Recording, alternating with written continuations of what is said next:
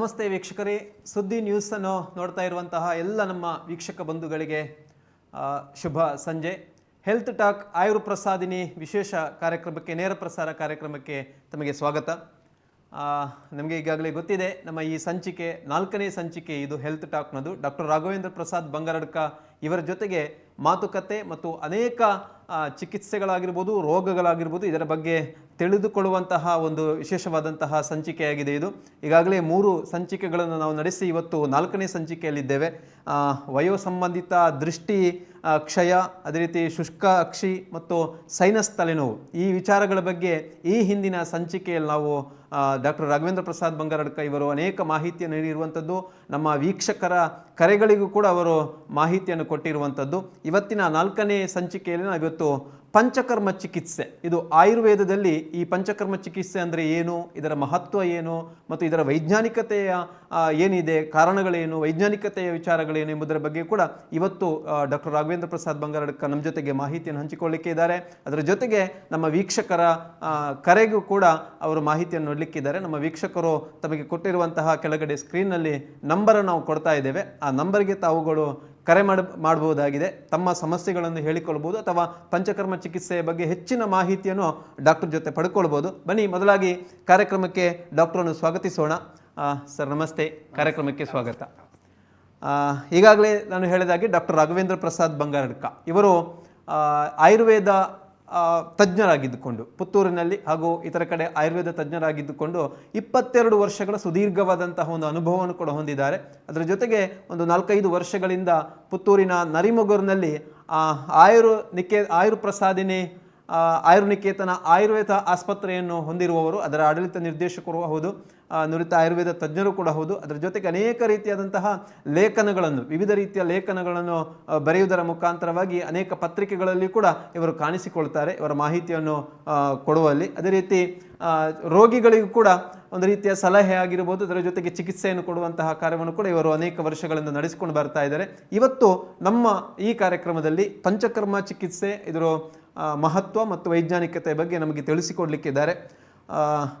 ನಮ್ಮ ವೀಕ್ಷಕರು ಕೂಡ ಕರೆ ಮಾಡಬಹುದು. ನಮಗೆ ಕೊಡ್ತಾ ಇರುವಂತಹ ಸ್ಕ್ರೀನ್ನಲ್ಲಿ ಕೊಡ್ತಾ ಇದ್ದೇವೆ ನಂಬರ್. ಆ ನಂಬರಿಗೆ ಕರೆ ಮಾಡುವುದರ ಮುಖಾಂತರವಾಗಿ ಇವತ್ತಿನ ಕಾರ್ಯಕ್ರಮದಲ್ಲಿ ತಾವುಗಳು ಇದರ ಪ್ರಯೋಜನವನ್ನು ಪಡ್ಕೊಳ್ಬೋದು ಅಂತ ಹೇಳ್ತಾ ಕಾರ್ಯಕ್ರಮವನ್ನು ಆರಂಭಿಸ್ತಾ ಇದ್ದೇವೆ.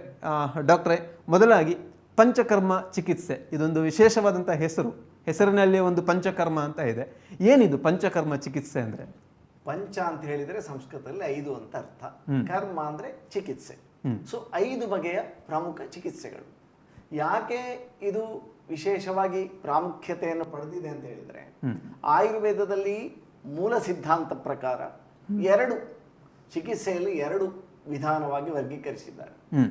ಒಂದು ಶೋಧನ ಚಿಕಿತ್ಸೆ ಅಂತ, ಅಂದ್ರೆ ಕ್ಲೆನ್ಸಿಂಗ್ ಪ್ರೊಸೀಜರ್ ಅಂತ. ಶೋಧನ ಅಂತ ಹೇಳಿದ್ರೆ ಕ್ಲೀನ್ ಮಾಡುವಂಥದ್ದು, ಶರೀರವನ್ನು ಶೋಧಿಸುವಂಥದ್ದು.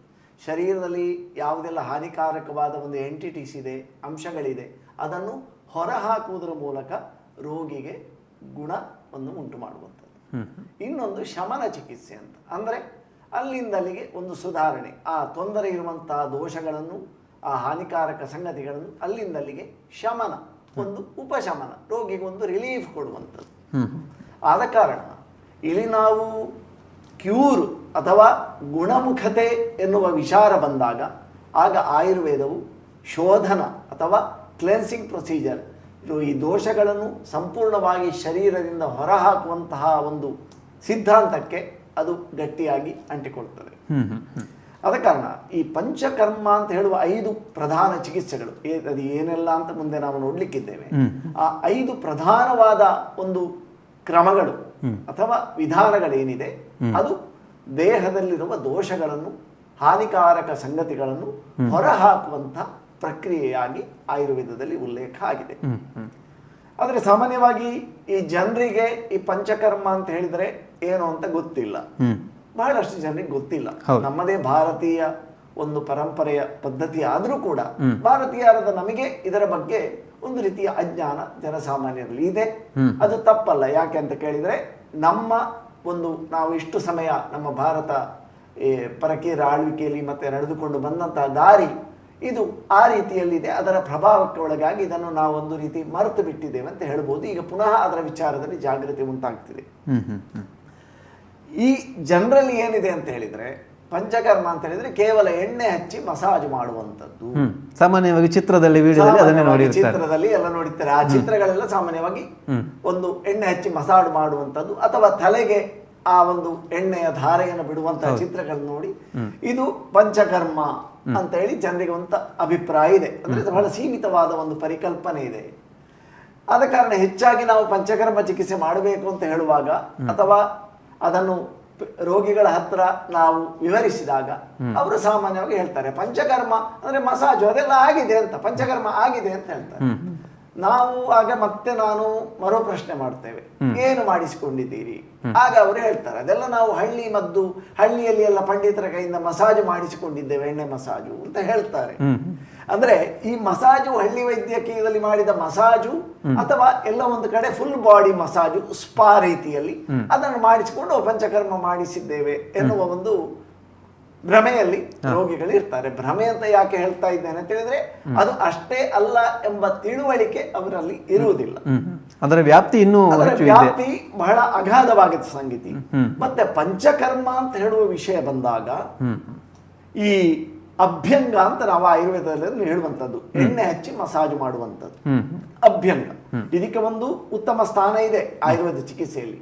ಆದರೆ ಈ ಪಂಚಕರ್ಮದ ಪ್ರೊಸೀಜರ್ನ ಅಗಾಧತೆಗೆ ಹೋಲಿಸಿದ್ರೆ ಅದು ಮಸಾಜ್ ಅಂತ ಹೇಳುವಂಥದ್ದು ಒಂದು ಬಹಳ ಸಣ್ಣ ವಿಚಾರ. ಅದು ಒಂದು ಉಪ ಅಂಗ, ಸಣ್ಣ ಒಂದು ಅಂಗ, ಒಂದು 10ನೇ ಒಂದು ಭಾಗ ಅಂತ ಹೇಳ್ಬೋದು. ಆದ್ರೆ ಅದು ಇಲ್ಲದೆ ಪಂಚಕರ್ಮ ಚಿಕಿತ್ಸೆ ಮಾಡ್ಲಿಕ್ಕೆ ಸಾಧ್ಯ ಇಲ್ಲ. ಅದು ಒಂದು ಪೂರ್ವ ಪೀಠಿಕೆ ಅಥವಾ ಪೂರ್ವ ರಂಗ, ಒಂದು ಪೂರ್ವ ತಯಾರಿ ಅಂತ ಹೇಳಿ ನಾವು ಅಭ್ಯಂಗವನ್ನು ತೆಗೆದುಕೊಳ್ಬೇಕಾಗ್ತದೆ. ಆದ್ರೆ ಅಷ್ಟನ್ನೇ ಕೇವಲ ಒಂದು ನಾವು ಎಣ್ಣೆ ಹಚ್ಚಿ ಮಸಾಜ್ ಮಾಡಿ ಸ್ಟೀಮ್ ಚೇಂಬರ್ನೊಳಗೆ ಕೂತ್ಕೊಂಡು ಸ್ಟೀಮ್ ತಗೊಂಡ್ರು, ಸೊ ಪಂಚಕರ್ಮ ಆಯ್ತು ಅಂತ ಹೇಳುವ ಒಂದು ಕಲ್ಪನೆಯಲ್ಲಿ ಇರ್ತಾರೆ. ಆ ಒಂದು ಕಲ್ಪನೆಯನ್ನು ನಾವು ಅವರಿಗೆ ಎಜುಕೇಶನ್ ಕೊಡುವುದರ ಮೂಲಕ, ಅರಿವು ಮೂಡಿಸುವುದರ ಮೂಲಕ ಆ ಪರಿಕಲ್ಪನೆಯನ್ನು ಸರಿಪಡಿಸಿಕೊಳ್ಳಬಹುದಾಗಿದೆ. ನಾನಿಲ್ಲಿ ಏನು ಹೇಳಲಿಕ್ಕೆ ಇಷ್ಟಪಡ್ತೇನೆ ಅಂತ ಹೇಳಿದ್ರೆ, ಆ ಶೋಧನ ಚಿಕಿತ್ಸೆ ಮಾಡದೆ ನಾವು ಕೇವಲ ಶಮನ ಚಿಕಿತ್ಸೆ ಮಾಡಿದರೆ ಆಯುರ್ವೇದದ ಪ್ರಕಾರ ಪೂರ್ತಿ ಗುಣಮುಖತೆ ಎನ್ನುವಂಥದ್ದು ಅಲ್ಲಿ ಸಿಕ್ಕುವುದಿಲ್ಲ ಅಂತ.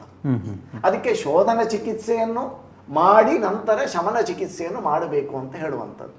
ಹಾಗೆ ಅಂತ ಬಂದವರಿಗೆಲ್ಲ ನಾವು ಈ 5 ಪ್ರೊಸೀಜರ್ಗಳನ್ನು ಎಲ್ಲ ಕಾಯಿಲೆಗಳಿಗೆ ಬಂದ ರೋಗಿಗಳಿಗೆ ಎಲ್ಲರಿಗೂ ಇದನ್ನು ಮಾಡಿಸಬೇಕು ಅಂತ ಹೇಳಲಿಕ್ಕೆ ಆಗುವುದಿಲ್ಲ. ಎಷ್ಟೋ ಸಲ ಶಮನ ಚಿಕಿತ್ಸೆಯಲ್ಲಿ ಗುಣ ಆದದ್ದಿದೆ. ಬಹಳ ಇತ್ತೀಚಿನ ಹೊಸದಾಗಿ ಬಂದ ಕಾಯಿಲೆಗಳು ಅಥವಾ ಸುಲಭ ಸಾಧ್ಯವಾದ ಸಣ್ಣ ಮಟ್ಟಿಗಿನ ತೊಂದರೆಗಳೆಲ್ಲ ಕೇವಲ ಔಷಧ ಅಂದ್ರೆ ಶಮನ ಚಿಕಿತ್ಸೆ ಅಂತ ಹೇಳಿದ್ರೆ ಕಷಾಯ, ಚೂರ್ಣ, ಅರಿಷ್ಟ, ಮಾತ್ರೆಗಳು, ಆಯುರ್ವೇದ ಗುಳಿಗೆಗಳು ಈ ರೀತಿ ತಗೊಳ್ಳುವುದರ ಮೂಲಕ ಅದನ್ನು ಶಮನ ಪಡಿಸಬಹುದು. ಮತ್ತೆ ಎಷ್ಟೋ ಕಾಯಿಲೆಗಳು ಅದೇ ರೀತಿಯಲ್ಲಿ ಶಮನ ಆಗ್ತದೆ ಕೂಡ. ಆದರೆ ಯಾವಾಗ ಕಾಯಿಲೆ ಅಥವಾ ಈ ದೋಷಗಳು ಗಂಭೀರವಾದ ಸ್ವರೂಪದಲ್ಲಿ ಬಹಳ ಆಳವಾಗಿ ಬೇರು ಬಿಟ್ಟಿರ್ತದೆ ಮತ್ತು ಬಹಳ ದೀರ್ಘಾವಧಿಯಲ್ಲಿ ದೇಹದಲ್ಲಿ ಅದು ಉಳಿದುಕೊಂಡಿರ್ತದೆ ಮತ್ತು ತುಂಬಾ ಜಟಿಲತೆಗಳಿಂದ ಕೂಡಿರ್ತದೆ, ಆಗ ಸಹಜವಾಗಿಯೇ ಶೋಧನ ಚಿಕಿತ್ಸೆಯನ್ನು ಆಯುರ್ವೇದ ಮಾನ್ಯ ಮಾಡ್ತದೆ ಮತ್ತು ಅದನ್ನು ಪ್ರಶಸ್ತ ಅಂತ ಹೇಳಿ ಅದನ್ನು ಆರಂಭದಲ್ಲಿ ಮಾಡಿಸಿ ನಂತರ ನೀವು ಶಮನ ಚಿಕಿತ್ಸೆಯನ್ನು ಕೊಡಿ ಅಂತ ಹೇಳ್ತೇವೆ. ಹಾಗೆಂತ ಹೇಳಿ ನಾವು ಎಲ್ಲರಿಗೂ ಅದನ್ನು ಹೇಳಿಕ್ಕೆ ಆಗುದಿಲ್ಲ. ಸಣ್ಣ ಒಂದು ವಿಚಾರಕ್ಕೆ ಬಂದಿರ್ತಾರೆ, 3 ದಿನದಿಂದ ಶೀತ ಉಂಟು, ಆಯುರ್ವೇದದಲ್ಲಿ ಹೇಳಿದೆ ಶೋಧನ ಅಂತ ಹೇಳಿ ನಾವು ಅದಕ್ಕೆ ವಮನ ಕರ್ಮ ಮಾಡಿ ವಿರೇಚನ ಕರ್ಮ. ಆದರೆ ಯಾರಿಗೆ ಪದೇ ಬರ್ತಾ ಇದೆ ಅಂದ್ರೆ ಆ ರೋಗಿಯ ಚರಿತ್ರೆಯನ್ನು ಕೇಳಿದಾಗ ಅದನ್ನು ನೋಡಿಕೊಂಡು ನಮಗೆ ನಾವು ಈ ರೋಗಿಗೆ ಪಂಚಕರ್ಮ ಅಡ್ವೈಸ್ ಮಾಡಬೇಕಾ ಅಂತ ನಾವು ಯೋಚನೆ ಮಾಡ್ತೇವೆ. ಈಗ ಒಬ್ಬ ರೋಗಿ ಇರ್ತಾನೆ, ಅವನಿಗೆ ಈಗ 3 ದಿನದ ಶೀತ ವರ್ಷಕ್ಕೊಮ್ಮೆ ಬರುವಂತ, ಅದಕ್ಕೆ ಪಂಚಕರ್ಮ ಬೇಡ. ಆದರೆ ಯಾರಿಗೆ ಪದೇ ತಿಂಗಳಿಗೊಮ್ಮೆ ಶೀತ ಆಗ್ತಾ ಇದೆ, ಅಸ್ತಮ ಇದೆ, ಆಗಾಗ ಅಸ್ತಮ ಬರ್ತಾ ಇದೆ, ಬಹಳ ದೀರ್ಘಕಾಲದಿಂದ ಇದೆ, ಯಾವುದರಿಂದ ಶಮನ ಆಗ್ತಾ ಇಲ್ಲ, ಅಥವಾ ಒಮ್ಮೆ ಶಮನ ಆಗ್ತಾ ಇದೆ ಮತ್ತೆ ಪುನಃ ಔಷಧ ಮುಗಿದ ತಕ್ಷಣ ಪುನಃ ಶುರುವಾಗ್ತದೆ, ಈ ರೀತಿಯ ಸಂದರ್ಭಗಳಲ್ಲಿ ನಾವು ಅದನ್ನು ಪಂಚಕರ್ಮವನ್ನು ಅಡ್ವೈಸ್ ಮಾಡ್ತೇವೆ. ಮತ್ತು ಸಹಜವಾಗಿ ಒಂದು ಕಾಯಿಲೆ ಅಂತ ಹೇಳಿದಾಗ ನಮಗೆ ಒಂದು ಕಾಯಿಲೆ ಅದನ್ನು ಡಯಾಗ್ನೋಸಿಸ್ ಮಾಡಿದಾಗ, ರೋಗವನ್ನು ಪತ್ತೆ ಮಾಡಿದಾಗ ನಮಗೆ ಗೊತ್ತಾಗ್ತದೆ ಕಾಯಿಲೆಯ ಸ್ವರೂಪ ಏನು ಅಂತ. ರೋಗ ಸ್ಥಿತಿ, ರೋಗದ ಸ್ಥಿತಿ, ರೋಗದ ಒಂದು ಸ್ವಭಾವ ಮತ್ತು ರೋಗಿಯ ಸ್ಥಿತಿ, ಇದು ಎರಡನ್ನು ಪರಿಗಣಿಸಿಕೊಂಡು ನಾವು ಒಬ್ಬ ರೋಗಿಗೆ ಪಂಚಕರ್ಮ ಅಂತ ಹೇಳುವಂಥದ್ದನ್ನು ಮಾಡಬೇಕೋ, ಅದರಲ್ಲಿ ಎಲ್ಲವನ್ನೂ ಮಾಡಬೇಕೋ, ಅಥವಾ ಯಾವುದಾದರೂ ಒಂದನ್ನು ಅಡ್ವೈಸ್ ಮಾಡಬೇಕಾ, ಈ ರೀತಿಯೆಲ್ಲ ನಾವು ವಿಶ್ಲೇಷಣೆ ಮಾಡುವುದಕ್ಕೆ ತೊಡಗುತ್ತೇವೆ. ಬಹಳ ಸಲ ಅದರಲ್ಲಿ ಪಂಚಕರ್ಮ ಅಂತ ಹೇಳಿದ್ರೆ ನೀವು ಕೇಳಿದ್ರಿ ಯಾವುದೆಲ್ಲ ಅಂತ. ಸೊ ಪಂಚ ಅಂದ್ರೆ 5 ಅಂತ ಹೇಳಿದೆ. 5ರಲ್ಲಿ ವಮನ ಕರ್ಮ ಅಂತ ಬರ್ತದೆ, ಇದು ಮೊದಲನೆಯದು. ವಮನ ಅಂತ ಕರ್ಮ ಅಂತ ಹೇಳಿದ್ರೆ ವಾಂತಿ ಮಾಡಿಸುವಂಥದ್ದು ಅಂತ. ವಾಂತಿ ಆಗುವಂಥದ್ದು ಬೇರೆ. ಯಾವುದೋ ಒಂದು ಕಾಯಿಲೆಯಿಂದಾಗಿ ಯಾವುದೊಂದು ಅಹಿತವಾದ ಆಹಾರವನ್ನು ತೆಗೆದುಕೊಂಡು ಏನೋ ಒಂದು ಕಾಯಿಲೆ ಉಂಟಾಗಿ ವಾಂತಿ ಆಗುವಂಥದ್ದು ಬೇರೆ, ಸಹಜವಾಗಿ ಅದು ರೋಗ. ಆದರೆ ವಾಂತಿ ಮಾಡಿಸುವಂಥದ್ದು ಬಹಳ ಸಿಸ್ಟಮ್ಯಾಟಿಕ್ ಆಗಿ ಅದಕ್ಕೆ ಒಂದು ಕ್ರಮಬದ್ಧವಾದ ರೀತಿ ಇದೆ. ಆ ರೀತಿಯಲ್ಲಿ ವೈದ್ಯ, ಆಯುರ್ವೇದ ತಜ್ಞ ವೈದ್ಯ ಒಬ್ಬ ರೋಗಿಗೆ ವಾಂತಿ ಮಾಡಿಸುವುದನ್ನು ಒಂದು ಚಿಕಿತ್ಸೆಯನ್ನಾಗಿ ಅಳವಡಿಸಿಕೊಳ್ತಾರೆ. ಅದಕ್ಕೆ ವಮನ ಕರ್ಮ ಅಂತ ಹೇಳ್ತೇವೆ. ಇನ್ನೊಂದು ವಿರೇಚನ ಕರ್ಮ ಅಂತ. ವಿರೇಚನ ಕರ್ಮ ಅಂತ ಹೇಳಿ ನಾವು ಹೇಳಿದ್ರೆ ಈ ತುಂಬ ಸಲ ಮಲ ವಿಸರ್ಜನೆ ಆಗುವುದಕ್ಕೆ ಔಷಧವನ್ನು ಕೊಡುವಂಥದ್ದು. ಹಾಗೆ ಬಹಳ ಸಲ ಮಲ ವಿಸರ್ಜನೆ ಆಗಿ ಆ ರೀತಿಯಲ್ಲಿ ದೇಹದಲ್ಲಿನ ದೋಷಗಳನ್ನು, ತೊಂದರೆಯನ್ನು ನಿವಾರಿಸುವುದನ್ನು, ದೇಹವನ್ನು ಶುದ್ಧೀಕರಣ ಮಾಡುವುದನ್ನು ಅದಕ್ಕೆ ವಿರೇಚನ ಕರ್ಮ ಅಂತ ಹೇಳಿ ನಾವು ಹೇಳ್ತೇವೆ. ಇನ್ನೊಂದು ಬಸ್ತಿ ಕರ್ಮ ಅಂತ, ಅಂದ್ರೆ ಏನಲ್ ಅಡ್ಮಿನಿಸ್ಟ್ರೇಷನ್ ಆಫ್ ಮೆಡಿಸಿನ್. ಅಂದ್ರೆ ನಾವು ಗುದದ್ವಾರದ ಮೂಲಕ ಎನಿಮಾದ ಮೂಲಕ ಔಷಧವನ್ನು ಪ್ರಯೋಗ ಮಾಡುವುದನ್ನು, ಕೊಡುವುದನ್ನು ನಾವು ಬಸ್ತಿ ಕರ್ಮ ಅಂತ ನಾವು ಹೇಳ್ತೇವೆ. ಇದು 3ನೇದು. 4ನೇದು ನಸ್ಯ ಕರ್ಮ ಅಂತ.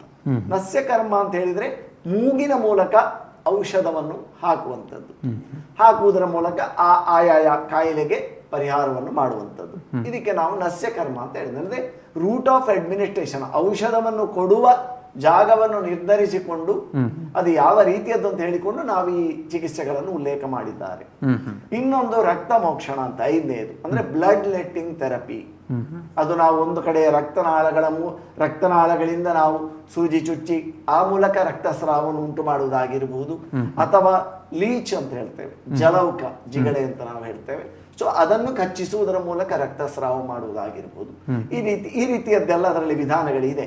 ಸೊ ಅದಕ್ಕೆ ನಾವು ರಕ್ತ ಮೋಕ್ಷಣ ಅಂದ್ರೆ ರಕ್ತಸ್ರಾವ ಉಂಟಾಗುವಂತೆ ಮಾಡುವುದು. ರಕ್ತಸ್ರಾವವನ್ನು ಮಾಡುವಂತದ್ದೇ ಒಂದು ಥೆರಪಿ, ಒಂದು ಚಿಕಿತ್ಸೆ. ಆದರೆ ಇದೆಲ್ಲವೂ ಕೂಡ ನಾವು ಅದಕ್ಕೊಂದು ರೀತಿ ಇದೆ, ಅದಕ್ಕೆ ಒಂದು ಕ್ರಮ ಇದೆ. ಒಟ್ಟು ನಾವು ಒಂದು ಮದ್ದು ಕೊಟ್ಟು ಒಬ್ಬರಿಗೆ ಒಂದು ಮೋಷನ್ ಅದು ಚಿಕಿತ್ಸೆ ಆಗುದಿಲ್ಲ. ಅದು ಒಂದು ಮೋಷನಿಗೆ ಕೊಟ್ಟರು ಅಂತ, ಮಲ ವಿಸರ್ಜನೆಗೆ ಒಂದು ತಗೊಂಡ್ರು ಆಯ್ತು ಅಂತೇಳಿ ಹಾಗೆ ಆಗ್ತದೆ. ಇದರಲ್ಲಿ ಬೇರೆ ಬೇರೆ ರೀತಿಗಳಿದೆ. ಮತ್ತೆ ಕ್ರಮ ಅಂತ ನಾನು ಹೇಳಿದೆ. ಕ್ರಮ ಅಂತ ಹೇಳಿದ್ರೆ ಏನು? ಇದು ಪ್ರತಿಯೊಂದು ವಿಚಾರದಲ್ಲೂ ಕೂಡ ವೈದ್ಯ ಯಾಕೆ ಬೇಕು, ಇದಕ್ಕೆ ಆಯುರ್ವೇದ ವೈದ್ಯ ಬೇಕು. ಯಾಕೆ ಬೇಕು? ನಾವು ಮನೆಯಲ್ಲೇ ಕೂತ್ಕೊಂಡು ಮೋಷನ್ ಆಗ್ಲಿಕ್ಕೆ ಯಾವ್ದಾದ್ರು ಒಂದು ಮದ್ದು ತಗೊಳ್ಳಬಹುದು ಎನ್ನುವ ಒಂದು ಪರಿಕಲ್ಪನೆ ಇದೆ. ಆದರೆ ಇದು ಆಯುರ್ವೇದದಲ್ಲಿ ಇದು ಒಂದು ತತ್ವ. ಈ ಚಿಕಿತ್ಸೆ ಅಂತ ಹೇಳೋದು ಒಂದು ತತ್ವ.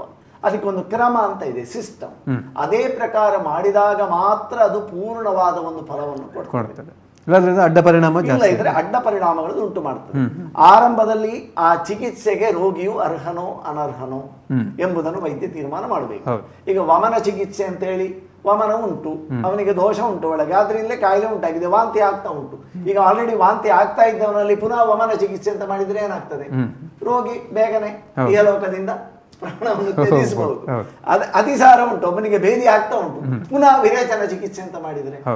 ಆದ ಕಾರಣ ಒಬ್ಬ ತುಂಬಾ ನಿತ್ರಾಣಾಗಿ ಕೃಶವಾಗಿದ್ದಾನೆ, ಕ್ಷೀಣವಾಗಿದ್ದಾನೆ, ಅವನಿಗೆ ಬಲ ಇಲ್ಲ, ಊಟ ಮಾಡುವುದೇ ಕಷ್ಟದಲ್ಲಿ ಅವನಿಗೆ ನಾವು ವಮನ ವಿರೇಚನ ಈ ಎಲ್ಲ ಚಿಕಿತ್ಸೆಗಳನ್ನು ಮಾಡಿದ್ರೆ ಅವನ ಇದ್ದ ಬಲ ಕೂಡ ನಷ್ಟ ಆಗ್ತದೆ. ಆದ ಕಾರಣ ಯಾವ ರೋಗಿಗೆ ಇದನ್ನು ಮಾಡಿಸಬೇಕು ಅಂದ್ರೆ ರೋಗಿಯ ಸ್ಥಿತಿಯನ್ನು ರೋಗಿಯ ಸ್ಥಿತಿಯನ್ನು ನೋಡ್ಬೇಕು. ಇದಕ್ಕೆ ವೈದ್ಯ ಬೇಕು, ನಿರ್ಧಾರವನ್ನು ತೆಗೆದುಕೊಳ್ಳಬೇಕು. ಮತ್ತು ರೋಗದ ಸ್ಥಿತಿ. ಈಗ ನಾವು ಎಲ್ಲಾ ಸ್ಥಿತಿಗಳನ್ನು ಮಾಡ್ಲಿಕ್ಕೆ ಆಗುದಿಲ್ಲ. ಈ 5 ಎಲ್ಲಾ ಕಾಲದಲ್ಲಿ ಎಲ್ಲ ರೋಗಿಗಳನ್ನು ಮಾಡ್ಲಿಕ್ಕೆ ಆಗುದಿಲ್ಲ. ಕೆಲವು ಸಲ ಈಗ ಅವನಿಗೆ ಹಾರ್ಟ್ ಪೇಷಂಟ್, ಹೃದ್ರೋಗ ಇದೆ, ಅವನಿಗೆ ವಮನ ಮಾಡಿಸಿದ್ರೆ ವಾಂತಿ ಆಗುವ ಚಿಕಿತ್ಸೆ ಮಾಡಿಸಬಾರದು ಅಂತೇಳಿ ಆಯುರ್ವೇದ ಶಾಸ್ತ್ರದಲ್ಲಿ ಉಲ್ಲೇಖ ಆಗಿದೆ. ಹೃದ್ರೋಗಿಯಲ್ಲಿ ವಮನ ಕಾಂಟ್ರಾ ಇಂಡಿಕೇಟೆಡ್.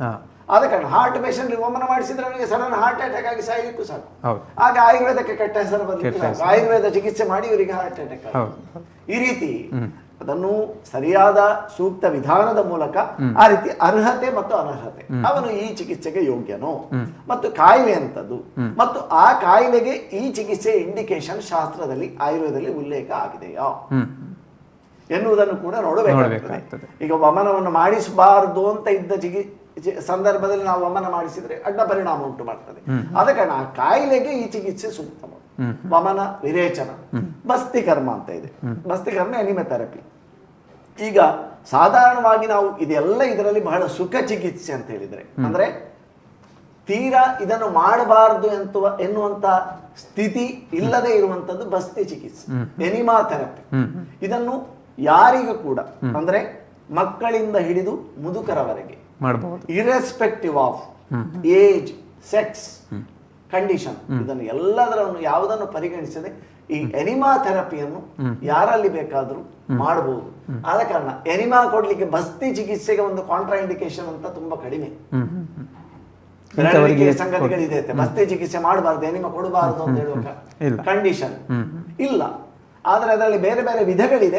ಆ ಒಂದೊಂದು ವಿಧಗಳನ್ನು ಇಂಥವರಿಗೆ ಕೊಡಬಾರದು ಅಂತ ಹೇಳ್ತಾ ಇರುತ್ತೆ. ಈಗ ತೀಕ್ಷ್ಣವಾದದ್ದನ್ನು ಕೊಡಬಾರದು ಕೆಲವು ಸಂದರ್ಭದಲ್ಲಿ ಅಂತ ಹೇಳ್ತಾ ಇರುತ್ತೆ. ಅದರಲ್ಲಿ ಕೂಡ ಪುನಃ ಬೇರೆ ಬೇರೆ ವ್ಯತ್ಯಾಸಗಳು ಇದೆ. ಆದ ಕಾರಣ ಬಸ್ತಿ ಕರ್ಮ ಮತ್ತೆ ಮುಂದುವರಿಸೋಣ. ಒಬ್ಬರು ಕರೆಯಲ್ಲಿದ್ದಾರೆ. Hello hello hello hello sir, ನಮಸ್ತೆ. ನಮಸ್ತೆ. ಎಲ್ಲಿಂದ ಕರೆ ಮಾಡ್ತಿದ್ದೀರಾ? ತಮ್ಮ ಹೆಸರು? ಸರ್ ಮಹೇಶ್ ಅಂತ, ಸುಳ್ಯದಿಂದ. ಮಹೇಶ್ ಸುಳ್ಯದಿಂದ. ಓಕೆ, ಡಾಕ್ಟರ್ ಇದ್ದಾರೆ, ಮಾತಾಡಿ. ಹೇಳಿ ಮಹೇಶ್ ಸರ್ ನಮಸ್ತೆ ಡಾಕ್ಟರ್. ನಮಸ್ತೆ ನಮಸ್ತೆ, ಹೇಳಿ.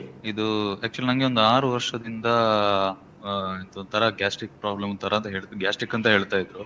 ಬಟ್ ಆಮೇಲೆ ಅದು ಬೇರೆ ಬ್ಲಡ್ ಎಲ್ಲ ಚೆಕ್ ಮಾಡುವಾಗ ಯೂರಿಕ್ ಆಸಿಡ್ ಬಾಡಿಯಲ್ಲಿ ಜಾಸ್ತಿ ಇದೆ ಅಂತ ಹೇಳಿ ಅದಕ್ಕೆ ಮೆಡಿಸಿನ್ ಮಾಡ್ಲಿಕ್ಕೆ ಹೇಳಿದ್ರು. ಇಂಗ್ಲಿಷ್ ಮೆಡಿಸಿನ್ ಮಾಡ್ತಿದ್ದೆ. ನೆಕ್ಸ್ಟ್ ನಾನು ಇಂಗ್ಲಿಷ್ ಮೆಡಿಸಿನ್ ಬೇಡ ಆಯುರ್ವೇದಿಕ್ ಮಾಡುವ ಅಂತ ಆಯುರ್ವೇದಿಕ್ ಸ್ಟಾರ್ಟ್ ಮಾಡಿದೆ. ಬಟ್ ಅದ್ರಲ್ಲೂ ನನಗೆ ಅಷ್ಟೊಂದು ಏನು ಇದು ಅಂತ ಕಡಿಮೆ ಅಂತ ಅನಿಸ್ಲಿಲ್ಲ. ಒಮ್ಮೆ ಫಸ್ಟ್ ಗೆ ನನಗೆ ಸೊಂಟ ಪೇನ್ ಆಗ್ತಿದೆ, ಆಮೇಲೆ ಬೆನ್ನಿಗೆ ಬಂತು, ಬೆನ್ನು ನೋವು ಜೋರ್ ಆಗ್ತಾ ಇದೆ, ಕೂತ್ಕೊಳ್ಳಿಕ್ಕೆ ಸಾಧ್ಯ ಆಗದಷ್ಟು ಹಾಗೆಲ್ಲ. ಮತ್ತೆ ಒಮ್ಮೆ ಎದೆ ಕೂಡ ಅಷ್ಟೇ, ಬಗ್ಗುವಾಗ ನೋವಾಗುದು, ಆ ಕಡೆ ಮೂವ್ ಆಗುವ ನೋವಾಗುದೆಲ್ಲ. ಇದಕ್ಕೆ ಪಂಚಕರ್ಮದಿಂದ ಏನಾದ್ರು ಸಣ್ಣ ಸಣ್ಣ ಗಂಟುಗಳು ನೋವಿದೆ ನಿಮಗೆ, ಅಥವಾ ಇದು ಬರೀ ಮೆಡಿಸಿನ್ ತಿಂದು ಬೆರಳಿನ ಸಣ್ಣ ಸಣ್ಣ ಗಂಟುಗಳಲ್ಲಿ ನೋವಿದೆಯಾ? ಗಂಟು ನೋವು ಇಲ್ಲ ಸರ್. ಬಟ್ ಅಂತಂದ್ರೆ ನಡೆಯುವಾಗ ಆಯಾಸ ಜಾಸ್ತಿ, ಸುಸ್ತಾಗುದು, ಫೇಟಿಗ್ ಇದೆ. ನೀವು ಆರಂಭದಲ್ಲಿ ಅಂತ ಲಕ್ಷಣ ಇತ್ತು? ಬೆನ್ನು ನೋವು ಜಾಸ್ತಿ, ಬೆನ್ನು ನೋವು. ಶುರುವಿಗೆ ಅಂತ ಲಕ್ಷಣ ಇತ್ತು ಅಂತ ಹೇಳಿದ್ರೆ ಶುರುವಾದಾಗ ನನಗೆ ಇದೆ ಗ್ಯಾಸ್ಟ್ರಿಕ್, ಇದು ಹೊಟ್ಟೆ ಒಳಗೆ ಬೆಂಕಿ ಬಿದ್ದಾಗೆ ಆಗ್ತಿದ್ದದ್ದು. ಮತ್ತೆ ಬ್ಯಾಕ್ ಪೇನ್, ಸೊಂಟ ನೋವು ಜೋರಿದ್ದದ್ದು. ಸೊಂಟ ಅಂತ ಹೇಳಿದ್ರೆ ನಡ್ಲಿಕ್ಕೆ ಆಗದಷ್ಟು ಜೋರಿದ್ದದ್ದು. ಹಾಗೆ ಸೊಂಟ ನೋವಿಂದ ಬೆನ್ನಿಗೆ ಮೇಲೆ ಬಂತು ನೋವು. ಆಯುರ್ವೇದ ಮದ್ದು ಅಂತ ಏನು ಎದೆ ನೋವಾಗುವಂತದ್ದು, ಅಂದ್ರೆ ಆ ಕಡೆ ಮಲಗಿದ್ರೆ ಇನ್ನೊಂದ್ ಸೈಡ್ ಹೊರಡಾಡ್ಲಿಕ್ಕೆ ಆಗದಷ್ಟು ಬೆನ್ನು ಎದೆ ನೋವಾಗುವಂತದ್ದು. ಆಮೇಲೆ ಹಾಗೆ ದಿನಕ್ಕೆ ಒಮ್ಮೆ ಎದೆ ನೋವು ಅಥವಾ ಸೊಂಟ ನೋವು ಅಥವಾ ಬೆನ್ನು ನೋವು, ಹಾಗೆ 3 ಪ್ಲೇಸ್ ನೋವು ಆ ಕಡೆ ಇದಾಗ್ತಾ ಇತ್ತು. ಒಂದೊಂದ್ಸಲ 3 ಕಡೆ ನೋವಿದ್ದದ್ದು ಇತ್ತು. ಹಾಗೆ ಅದ್ರ ಜೊತೆ ಗ್ಯಾಸ್ಟ್ರಿಕ್, ಹಾಗೆ ಹೊಟ್ಟೆ ಉಬ್ಬರಿಸುವಂತದ್ದು, ಹಾಗೆ ಕರಗದೆ ಇರುವಂತದ್ದು, ಹಾಗೆಲ್ಲ ಆಗ್ತಿತ್ತು. ಆಯುರ್ವೇದ ಚಿಕಿತ್ಸೆ ಅಂತ ನೀವು ಏನ್ ತಗೊಂಡ್ರಿ? ನಾನು ಬೆಳ್ಳಾರೆ ಸೈಡ್ ಒಬ್ರು ಆಯುರ್ವೇದಿಕ್ ಇವರ ಹತ್ರ ಹೋಗ್ತಾ ಇದ್ದೆ, ಮೆಡಿಸಿನ್ ಕೊಡ್ತಾ ಇದ್ರು. ಅಲ್ಲ, ಏನು ಬರೀ ನಿಮ್ಮ ಚೂರ್ಣ ಅಥವಾ ಕಷಾಯ ಈ ತರವ ಅಥವಾ ಬೇರೆ ಅದೇ ಅಂತ ಈ ಆಯುರ್ವೇದಿಕ್ ಇದರ ಅಂದ್ರೆ ಒಂದು ಕಂಪನಿ ಮೆಡಿಸಿನ್ ಬರ್ತದಲ್ಲ, ಬಾಟ್ಲೆ ಬರ್ತದಲ್ಲ, ಅರಿಷ್ಟಗಳು ಮತ್ತೆ ಟ್ಯಾಬ್ಲೆಟ್ಗಳು. ಟ್ಯಾಬ್ಲೆಟ್ ಎಲ್ಲ ನಾರ್ಮಲ್ ಟ್ಯಾಬ್ಲೆಟ್ಗಳೇ ಇದ್ದದ್ದು, ಅಂದ್ರೆ ನೋಡ್ಲಿ ಇಂಗ್ಲಿಷ್ ಮೆಡಿಸಿನ್ ಟ್ಯಾಬ್ಲೆಟ್ಗಳ ಹಾಗೆ ಇದ್ದಿದ್ದು ಇರುವಂತದ್ದು. ಅಂದ್ರೆ ಡೈರೆಕ್ಟ್ ಆಗಿ ಟ್ಯಾಬ್ಲೆಟ್ ಕೊಡಿರಲ್ಲ, ಡಾಕ್ಟರ್ ಮಾತ್ರ ಇದು ಆಯುರ್ವೇದಿಕ್ ಅಂತ ಗೊತ್ತಾಗ್ತದೆ. ಬಾಟ್ಲಲ್ಲಿ ಆಯುರ್ವೇದಿಕ್ ಇದೆ, ಇದರಲ್ಲೇ ಇದ್ದದ್ದು. ಸರಿ ಮಹೇಶ್ ಅವರೇ, ನಿಮ್ಮ ವಿಷಯ ಏನು ಅಂತ ಗೊತ್ತಾಯ್ತು. ನಿಮ್ದೀಗ ನೀವು ಹೇಳುವ ಒಂದು ಲಕ್ಷಣಗಳನ್ನು ಆಧರಿಸಿ ನಾವು ಆಯುರ್ವೇದದಲ್ಲಿ ನಾವು ಇದನ್ನು ವಾತರಕ್ತ ಅಂತ ಹೇಳಿ, ಅಂದ್ರೆ ಸಾಧಾರಣವಾಗಿ ಯೂರಿಕ್ ಆಸಿಡ್ ಲೆವೆಲ್ ಹೈ ಇರ್ತದೆ ಮತ್ತು ಈ ಯೂರಿಕ್ ಆಸಿಡ್ ಅಂತ ಹೇಳುವಂತಹ ಒಂದು ಉಪ್ಪಿನಂತಹ ಅಂಶ ಇದು ಜಾಯಿಂಟ್ಗಳಲ್ಲಿ, ಗಂಟುಗಳಲ್ಲಿ ಶೇಖರಣೆಯಾಗಿ ಆಗ ನಿಮಗೆ ನೋವು, ಬೆನ್ನು ನೋವು, ಗಂಟು ನೋವು ಇತ್ಯಾದಿ ಎಲ್ಲ ಕಾಣಿಸಿಕೊಳ್ತದೆ. ಮತ್ತು ಅದರ ಜೊತೆಗೆ ಅಟೋ ಇಮ್ಯೂನ್ ಡಿಸಾರ್ಡರ್ಸ್ ಉಂಟಾ ಅಂತೇಳಿ ಹೇಳುವುದನ್ನು ಕೂಡ ನಾವು ನೋಡಬೇಕಾಗ್ತದೆ.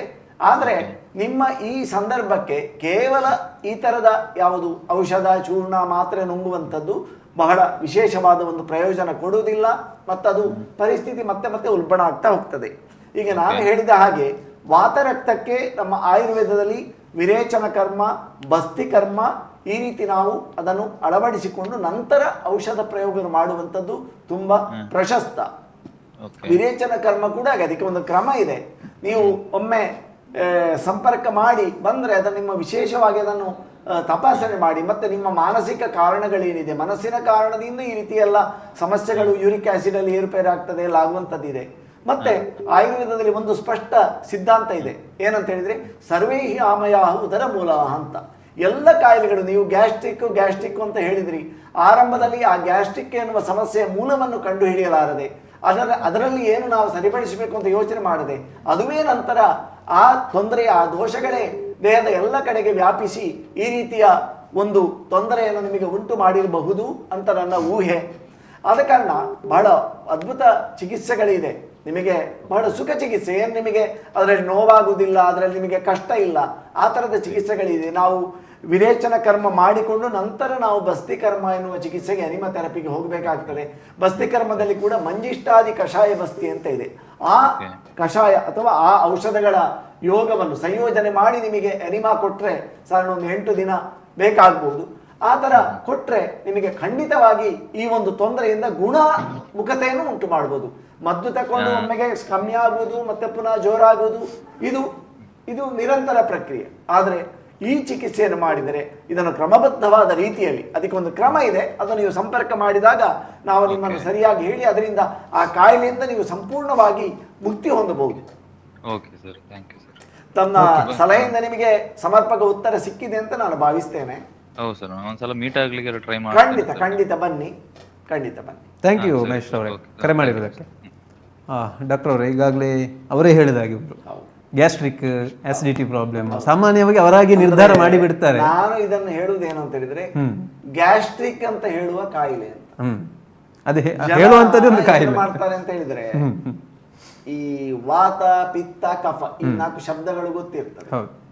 ಆಯುರ್ವೇದದಲ್ಲಿ ಯಾವ ಅರ್ಥದಲ್ಲಿ ವಾತ, ಪಿತ್ತ, ಕಫ ಅಂತ ಹೇಳಿದಂತೆ ಜನರಿಗೆ ಗೊತ್ತಿರುವುದಿಲ್ಲ. ಅವ್ರು ಎಂತದೊಂದು ಅವರ ಮನಸ್ಸಲ್ಲಿ ಪಿತ್ತದಿಂದಾಗಿ ಆಗಿರ್ಬೋದು, ವಾತ ಉಂಟು ನಂಗೆ, ಕಫ ಉಂಟು ಅಂತ ಹೇಳ್ತಾರೆ. ಒಂದು ಇನ್ನೊಂದು, ಎಲ್ಲವನ್ನು ಕೂಡ ಸೊಂಟ ನೋವಾದ್ರೂ ಗ್ಯಾಸ್ಟ್ರಿಕ್ಕು, ಗಂಟು ನೋವಾದ್ರೂ ಗ್ಯಾಸ್ಟ್ರಿಕ್ಕು, ತಲೆ ತಿರುಗಿದ್ರು ಗ್ಯಾಸ್ಟ್ರಿಕ್ಕು, ಹಾರ್ಟ್ ಅಟ್ಯಾಕ್ ಆದ್ರೂ ಗ್ಯಾಸ್ಟ್ರಿಕ್, ಈ ತರ ಇದೆ.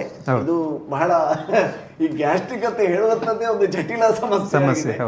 ಕೆಲವೊಮ್ಮೆ ಎದೆ ನೋವು ಆರಂಭ ಆದಾಗಲೂ ಕೂಡ ಅದು ಗ್ಯಾಸ್ಟ್ರಿಕ್. ವೈದ್ಯರನ್ನು ಕೂಡ ದಾರಿ ತಪ್ಪಿಸುತ್ತದೆ. ವೈದ್ಯರು ಇವರು ಹೇಳುದನ್ನು ಕೇಳಿ ಗ್ಯಾಸ್ಟ್ರಿಕ್ ಅಂತ ಕೊಟ್ಟರೆ ಅದು ಬೇರೆಂತದಾಗಿರ್ತದೆ. ಹಾಗೆಂತಲ್ಲಿ ಗ್ಯಾಸ್ಟ್ರಿಕ್ ಅಂತ ಹೇಳಿದ್ರೆ ಜಠರಕ್ಕೆ ಸಂಬಂಧಿಸಿದ್ದು, ಹೊಟ್ಟೆಗೆ ಸಂಬಂಧಿಸಿದ್ದು ಎನ್ನುವ ತಾತ್ಪರ್ಯ. ಹಾಗೆಂತೇಳಿ ಹೊಟ್ಟೆಯ ಪಾತ್ರ ಇಲ್ಲ ಅಂತ ಹೇಳಿ ಅಲ್ಲ, ಹೊಟ್ಟೆಯ ಪಾತ್ರ ಇದ್ದ ಕಾರಣವೇ ಎಲ್ಲ ಕಾಯಿಲೆಗಳು ಹುಟ್ಟಿಕೊಳ್ತದೆ. ಈಗ ಬಹಳ ವೈಜ್ಞಾನಿಕವಾಗಿ ನಾವು ಯಾಕೆ ಹೊಟ್ಟೆಯಿಂದಲೇ ಅದನ್ನು ಜಠರದಿಂದಲೇ ಕ್ಲೀನ್ ಮಾಡುವುದಕ್ಕೆ ಪ್ರಯತ್ನ ಮಾಡ್ತೇವೆ ಅಂತ ಹೇಳಿದ್ರೆ ಅದಕ್ಕೆ ಬಹಳ ವೈಜ್ಞಾನಿಕವಾದ ಕಾರಣಗಳಿದೆ. ಜೀರ್ಣಾಂಗ ವ್ಯೂಹ, ಈಗ ವಾಂತಿ ಮಾಡಿಸುವಂತದ್ದು ಅದು ಎಲ್ಲ ದೋಷಗಳನ್ನು ಜೀರ್ಣಾಂಗ ವ್ಯೂಹಕ್ಕೆ ತಂದು ನಂತರ ಅದು ವಮನ ಮಾಡಿಸುವುದರ ಮೂಲಕ ಹೊರ ಹೋಗ್ತದೆ ಎನ್ನುವುದು ಆಯುರ್ವೇದದ ಪರಿಕಲ್ಪನೆ. ಮತ್ತೆ ವಿರೇಚನ ಅಂದ್ರೆ ಅದು ಕೂಡ ಕರುಣಿನ ಮೂಲಕ ಅದು ಹೊರಗುತ್ತೆ, ಎಲ್ಲ ಜೀರ್ಣಾಂಗ ವ್ಯೂಹದ ಭಾಗಗಳು ನೋಡಿ. ಮತ್ತು ಬಸ್ತಿ ಅಂದ್ರೆ ಅನಿಮ ಕೂಡ ಕರುಣಿನ ಕೊನೆಯ ಭಾಗಕ್ಕೆ ಮದ್ದನ್ನು ಹಾಕುವಂಥದ್ದು. ಈ ಜೀರ್ಣಾಂಗ ವ್ಯೂಹ ಎನ್ನುವಂಥದ್ದು ಸಕಲ ಕಾಯಿಲೆಗಳ ಮೂಲ. ಆಯುರ್ವೇದದ ಅದಕ್ಕೆ ಹೇಳುವಂಥದ್ದು ಆಮಯ ಅಂತ ಹೇಳಿದ್ರೆ, ಆಮಯ ಅಂದ್ರೆ ಸಂಸ್ಕೃತದಲ್ಲಿ ರೋಗ ಅಂತ, ಆಮದಿಂದ ಹುಟ್ಟಿಕೊಂಡದಂತ. ಆಮ ಅಂತ ಹೇಳಿದ್ರೆ ಏನು, ಜಠರದಲ್ಲಿ ಯಾವ ನಮ್ಮ ಆಹಾರದ ತೊಂದರೆಯಿಂದಾಗಿ ಜಠರದಲ್ಲಿ ಏನು ಉಂಟಾಗ್ತದೆ, ಕಾಯಿಲೆ ಉಂಟು ಮಾಡುವ ಅಂಶ, ಅದಕ್ಕೆ ಆಮ ಅಂತ ಹೇಳುದು. ಆದ ಕಾರಣ ಎಲ್ಲ ಕಾಯಿಲೆಗಳಿಗೂ ಆಮಯ ಅಂತ ಹೆಸರು. ಅಂದ್ರೆ ಹೊಟ್ಟೆಯಿಂದಲೇ ಹುಟ್ಟಿದ್ದು, ಮೂಲ ಅಲ್ಲಿ. ನಾನು ಈಗ ಒಂದು 20 ವರ್ಷದ ಅನುಭವದಲ್ಲಿ ನಾನು ನನ್ನ ಹತ್ರ ಬಂದ ರೋಗಿಗಳನ್ನು ಸರಿಯಾಗಿ ಒಂದು ತಪಾಸಣೆ ನೋಡ್ತಾ ಇದ್ದಾಗ ನನಗೆ ಕಂಡದ್ದೇನೆಂದ್ರೆ ಪ್ರತಿಯೊಬ್ಬನಲ್ಲಿಯೂ ಆ ಕಾಯಿಲೆ ಹೊಟ್ಟೆಯಿಂದಲೇ ಆರಂಭ. ಒಂದು ತಿನಸು, ಒಂದು ಹೊಟ್ಟೆ ವಿಷಯ, ಇನ್ನೊಂದು ಮನಸ್ಸು. ಡೀಪ್ ಆಗಿ ವಿಚಾರಣೆ ಮಾಡಿದಾಗ ಅವರಲ್ಲಿ ಏನೊಂದು ಮನಸ್ಸಿನ ಎಂಟಿಟಿ ಇರ್ತದೆ. ಆದ ಕಾರಣ ಇದನ್ನು ಎಲ್ಲವನ್ನು ಇಟ್ಟುಕೊಂಡು ನಾವು ಚಿಕಿತ್ಸೆಯನ್ನು ಪ್ಲಾನ್ ಮಾಡಬೇಕು. ಕ್ರಮಗಳು ಏನು ಅಂತ ಹೇಳಿದೆ, ಅದನ್ನು ನಾವು ನೋಡೋಣ. ಡಾಕ್ಟರ್ ಒಬ್ರು ಕರೆಯಲ್ಲಿದ್ದಾರೆ. ಹಲೋ, ನಮಸ್ತೆ. ಎಲ್ಲಿಂದ ಕರೆ ಮಾಡ್ತಿದ್ದೀರಾ? ತಮ್ಮ ಹೆಸರು ಹೇಳಿ. ನಮಸ್ತೆ, ನಾನು ಪುಣಚದಿಂದ ವೆಂಕಟರಮಣಲ್ಲಿ. ನಮಸ್ತೆ, ಹೇಳಿ ವೆಂಕಟರಮಣ ಅವರೇ. ಡಾಕ್ಟರ್ ಇದ್ದಾರೆ, ಮಾತಾಡಿ. ಸರಿ ಸರ್, ಈಗ ಆಯುರ್ವೇದ ಮತ್ತು ಚಿಕಿತ್ಸೆ ಮತ್ತು ಕೆಲವು ಕಾಯಿಲೆಗಳ ಬಗ್ಗೆ ನೀವು ತುಂಬಾ ಮಾಹಿತಿಯನ್ನು ಹಂಚ್ತಾ ಇದ್ದೀರಿ ಮತ್ತು ಜನಗಳಿಗೆ ಒಂದು ಜಾಗೃತಿ ಮೂಡಿಸುವ ಕೆಲಸ ನಿಮ್ಮಿಂದ ಆಗ್ತಾ ಇದೆ. ಹೌದು. ಇದು ತುಂಬಾ ತುಂಬಾ ಸಂತೋಷದ ಕೆಲಸ. ನಾನು ಆಗ ಬಗ್ಗೆ ನಿಮಗೆ ಒಂದು ನನ್ನ ಕಡೆಯಿಂದ ಧನ್ಯವಾದ ಹೇಳ್ತೇನೆ. ಮತ್ತೆ ನನಗೆ ಕಾಯಿಲೆ ಬಗ್ಗೆ ಕೇಳಲಿಕ್ಕೆ ಏನಿಲ್ಲ, ಒಳ್ಳೆ ಕಾರ್ಯಕ್ರಮ ಕೊಡ್ತಾ ಇದ್ದೀರಿ ಅಂತ ಒಂದು ನಿಮಗೆ ಶುಭ ಹಾರೈಸ್ತಾ ಇದ್ದೇನೆ ಅಷ್ಟೇ. ಆಗ್ಲಿ ನಿಮ್ಮ ಶುಭ ಹಾರೈಕೆಗೆ ನಾವು ಅದನ್ನು ತುಂಬ ಹೃದಯದಿಂದ ನಾವು ಅಭಿನಂದಿಸ್ತೇವೆ, ನಾವು ಸ್ವೀಕಾರ ಮಾಡ್ತೇವೆ. ಬಹಳ ಖುಷಿ ಆಯ್ತು. ಅಂದ್ರೆ ಬಹಳಷ್ಟು ಜನ ಈ ಕಾರ್ಯಕ್ರಮದಿಂದ ಮಾಹಿತಿ ಸಿಕ್ಕಿ ಪ್ರಯೋಜನ ಹೊಂದುತ್ತಾ ಇದ್ದಾರೆ ಎನ್ನುವ ಒಂದು ಫೀಡ್ಬ್ಯಾಕ್ ನಮಗೆ ಕಾರ್ಯಕ್ರಮ ಮಾಡಿದ್ದಕ್ಕೆ ನಮ್ಮೊಂದು ಸಾರ್ಥಕತೆ. ಕಾರ್ಯಕ್ರಮ ಮಾಡಿದ್ದಕ್ಕೆ ಸಾರ್ಥಕತೆ ಆಯ್ತು. ಹೇಳಿ ಸರ್. ನಾನು ಕ್ರಮಗಳು ಅಂತ ಹೇಳಿದೆ, ಮತ್ತೆ ಮುಂದುವರಿಸ್ತಾರೆ ಅವರು? ಇಲ್ಲ, ಅವರು ಧನ್ಯವಾದ ಹೇಳಿಕೆ. ಇನ್ನೊಂದು ನಾನು ಕ್ರಮಗಳು ಅಂತ ಹೇಳಿದೆ. ಈಗ ಅದಕ್ಕೆ ಅಂದ್ರೆ ನಮ್ಮ ಆಯುರ್ವೇದದಲ್ಲಿ ಆರಂಭದಲ್ಲಿ ನಾವು ಈಗ ವಮನ ಆಗ್ಲಿ, ವಿರೇಚನ ಆಗ್ಲಿ, ಬಸ್ತಿ ಆಗ್ಲಿ, ಎಲ್ಲದಕ್ಕೆ ಕೂಡ ಅಥವಾ ನಸ್ಯ ಆಗ್ಲಿ, ನಾವು ಅಭ್ಯಂಗ, ಆರಂಭದ ಹಂತ ಏನಂದ್ರೆ ಅಭ್ಯಂಗ ಅಂತ, ಅಂದ್ರೆ ಎಣ್ಣೆ ಹಚ್ಚಿ ಮಸಾಜ್ ಮಾಡುವಂಥದ್ದು. ಇದನ್ನು ಸ್ನೇಹನ ಅಂತ ನಾವು ಹೇಳುವಂಥದ್ದು, ಅಂದ್ರೆ ದೋಷಗಳನ್ನು ಮೃದುಗೊಳಿಸುವಂಥದ್ದು. ಮೃದುಗೊಳಿಸುವುದು ಅಂತ ಹೇಳಿದ್ರೆ ಶರೀರಕ್ಕೆ ಯಾವ ಹಾನಿಕಾರಕವಾದ ಅಂಶಗಳು ದೇಹದಲ್ಲಿದೆ ಅದು ಇದಕ್ಕೆ ಬೈಂಡ್ ಆಗುವಂಥದ್ದು ಅಂತ, ಹೊರ ಹೋಗ್ಲಿಕ್ಕೆ ಈ ಕೊಬ್ಬಿನೊಂದಿಗೆ ಬೈಂಡ್ ಆಗುವಂಥದ್ದು, ಬೈಂಡಿಂಗ್. ಆ ಬೈಂಡಿಂಗ್ ಆಗ್ಲಿಕ್ಕೆ ನಾವು ಈ ಎಣ್ಣೆ ಹಚ್ಚಿ ಮಸಾಜ್ ಮಾಡುವಂಥದ್ದು. ಅಷ್ಟೇ ಅಲ್ಲ, ಬರೀ ಹೊರಗಿನಿಂದ ಮಾತ್ರ ಅಲ್ಲ, ನಾವು ಕುಡಿಲಿಕ್ಕೆ ತುಪ್ಪವನ್ನು ಕೊಡ್ತೇವೆ. ಈಗ ವಮನ ಮಾಡಬೇಕು ಅಥವಾ ವಿರೇಚನ ಮಾಡಬೇಕು ಅಂತೇಳಿ ನಾವು ಒಬ್ಬ ರೋಗಿಗೆ ಪ್ರೋಟೋಕಾಲ್ ಪ್ಲಾನ್ ಮಾಡಿದ ತಕ್ಷಣ ನಾವು ಒಂದು ಅದಕ್ಕೆ ಪ್ಲಾನ್ ಮಾಡ್ತೇವೆ. ಅಂದ್ರೆ ಆರಂಭದಲ್ಲಿ ಸ್ನೇಹಪಾನ ಅಂತ ಹೇಳಿದ್ರೆ ಪ್ರತಿದಿನ ಒಂದು 3 ರಿಂದ 4 ದಿನಗಳಷ್ಟು ಕಾಲ ಅದು ವೈದ್ಯರು ತೀರ್ಮಾನ ಮಾಡ್ತಾರೆ. ಅವನಿಗೆ ಎಷ್ಟು ಕುಡಿಬೇಕು, ಎಷ್ಟು ದಿನ ಕುಡಿಬೇಕು ಅಂತ ಹೇಳುವುದನ್ನು ನಾವು ತೀರ್ಮಾನ ಮಾಡ್ತೇವೆ. ಅವನ ಹೊಟ್ಟೆಯ ಜೀರ್ಣ ಶಕ್ತಿ ಮತ್ತೆ ಅಗ್ನಿಬಲ ಎಲ್ಲವನ್ನು ಪರಿಗಣಿಸಿ ಆ ತರ ಕುಡಿಲಿಕ್ಕೆ ಕೊಡುವಂಥದ್ದು. ಔಷಧೀಯ ತುಪ್ಪ, ಯಾರಿಗೆ ಔಷಧದ ತುಪ್ಪ ಕುಡಿಲಿಕ್ಕೆ ಆಗುದಿಲ್ಲ, ಅದು ಕಹಿ ಚೊಗರು ಉಂಟು, ಕಷ್ಟ ಆಗ್ತದೆ ಅಂತ ಹೇಳುವವರಿಗೆ ಪ್ಲೇನು ದನದ ತುಪ್ಪ, ಗೋಘೃತವನ್ನು ಕೂಡ ನಾನು ಎಷ್ಟೋ ರೋಗಿಗಳಿಗೆ ಕುಡಿಲಿಕ್ಕೆ ಮಾಡಿ ಅದರಲ್ಲಿ ಒಳ್ಳೆಯ ಫಲಿತಾಂಶ ಸಿಕ್ಕಿದ್ದಿದೆ. 3 ರಿಂದ 4 ದಿನ ಹಾಗೆ ಮಾಡಿದ ನಂತರ ಒಂದು 2 ದಿನ ಸಂಪೂರ್ಣ ದೇಹಕ್ಕೆ ಅಭ್ಯಂಗ, ಫುಲ್ ಬಾಡಿ ಮಸಾಜ್ ಮಾಡಿ ನಂತರ ಸ್ಟೀಮ್, ಬಾಷ್ಪ ಸ್ವೇದ ಅಂತ ಆವಿಯ ಮೂಲಕ ಸ್ವೇದನ, ಬೆವರಿಡಿಸುವಂತ ಸ್ವೇದನ ಇದು ಕರ್ಮವನ್ನು ಮಾಡುವಂಥದ್ದು. ಸ್ಟೀಮ್ ಚೇಂಬರ್ನೊಳಗೆ ಕೂತ್ಕೊಳಿಸುವುದು ಈ ರೀತಿ. ನಂತರ ನಾವು ಆ ತುಪ್ಪ ಕುಡಿದು 1 ದಿನ ಅಥವಾ 2 ದಿನದ ನಂತರ ನಾವು ವಮನ ಅಥವಾ ವಿರೇಚನಕ್ಕೆ ರೋಗಿಯನ್ನು ಶೆಡ್ಯೂಲ್ ಮಾಡ್ತೇವೆ. ಅದು 1 ದಿನ. ಆದ್ರೆ 1 ದಿನದ ಆ ಪ್ರೊಸೀಜರು ಬೆಳಿಗ್ಗೆ ಕೊಡುವಂಥದ್ದು, ಅಭ್ಯಂಗ ಫುಲ್ ಬಾಡಿ ಮಸಾಜ್ ಮಾಡುವಂಥದ್ದು, ಸ್ಟೀಮ್ ಚೇಂಬರ್ ಒಳಗೆ ಕೂತ್ಕೊಳ್ಳಿಕ್ಕಿದೆ, ನಂತರ ಹೊಟ್ಟೆಗೆ ಮೆಡಿಸಿನ್ ಕೊಡುವಂಥದ್ದು. ಈಗ ವಮನ ಆದ್ರೆ ಆ ಮೆಡಿಸಿನ್ ತಕೊಂಡು ವಾಂತಿ ಆಗ್ತದೆ.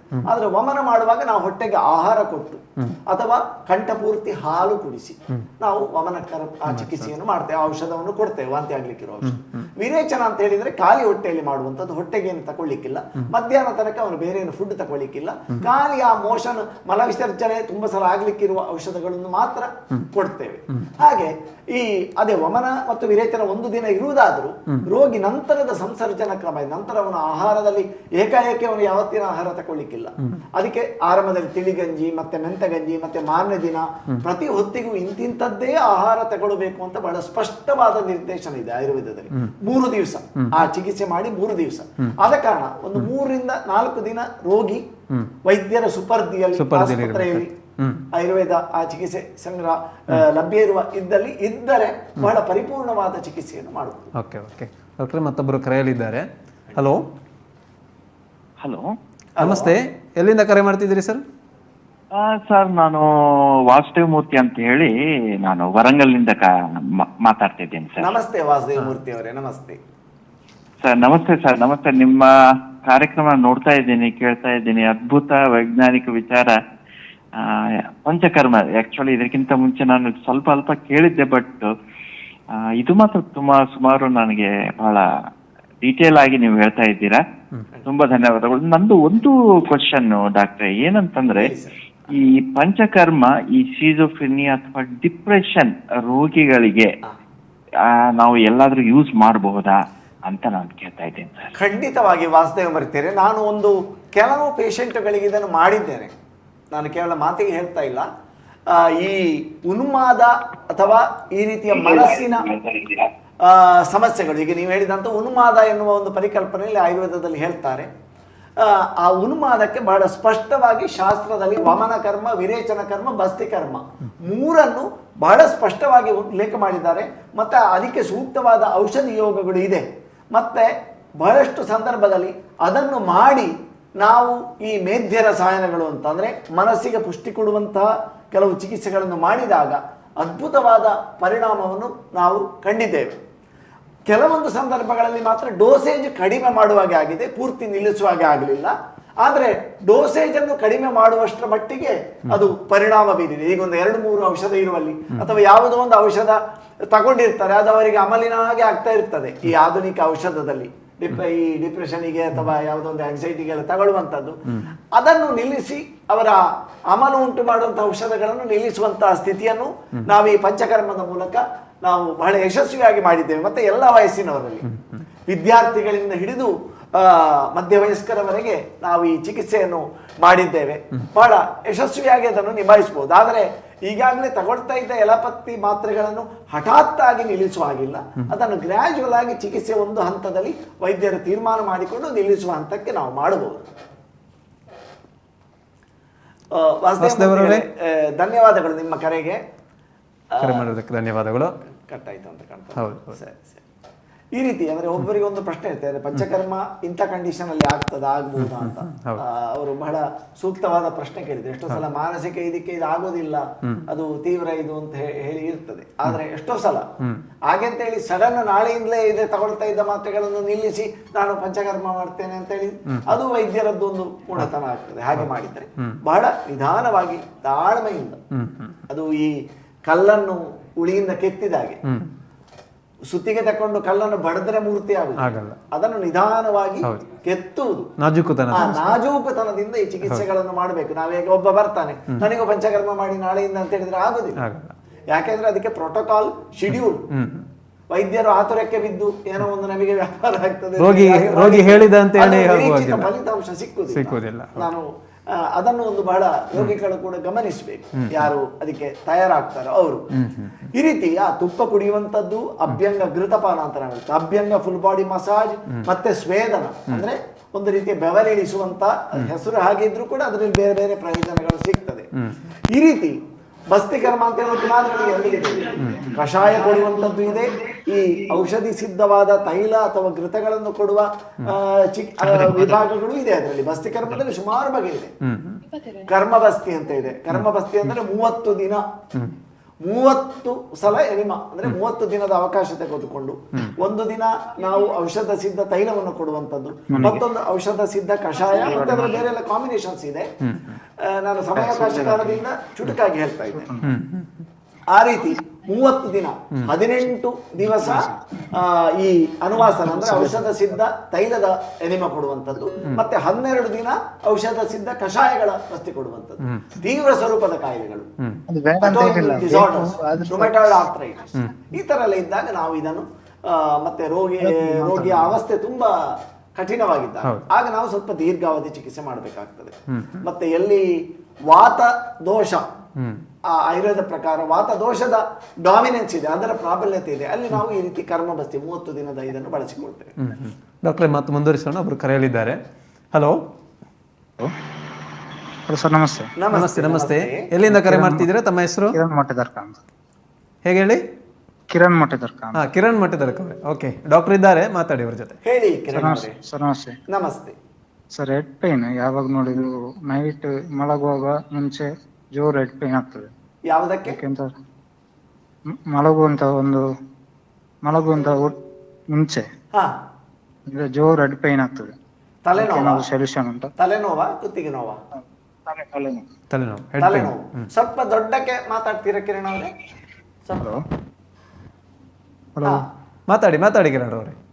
ಹಲೋ ಸರ್, ಇದು ಹೆಡ್ ಪೈನ್ ಆಗ್ತದೆ ಒಂದು 2 ದಿವಸಕ್ಕಿಂತ 2 ದಿನ ಬಿಟ್ಟು 2 ದಿನ ಬಿಟ್ಟು ಹಾಗೆ ಹೆಡ್ ಪೈನ್ಸ್.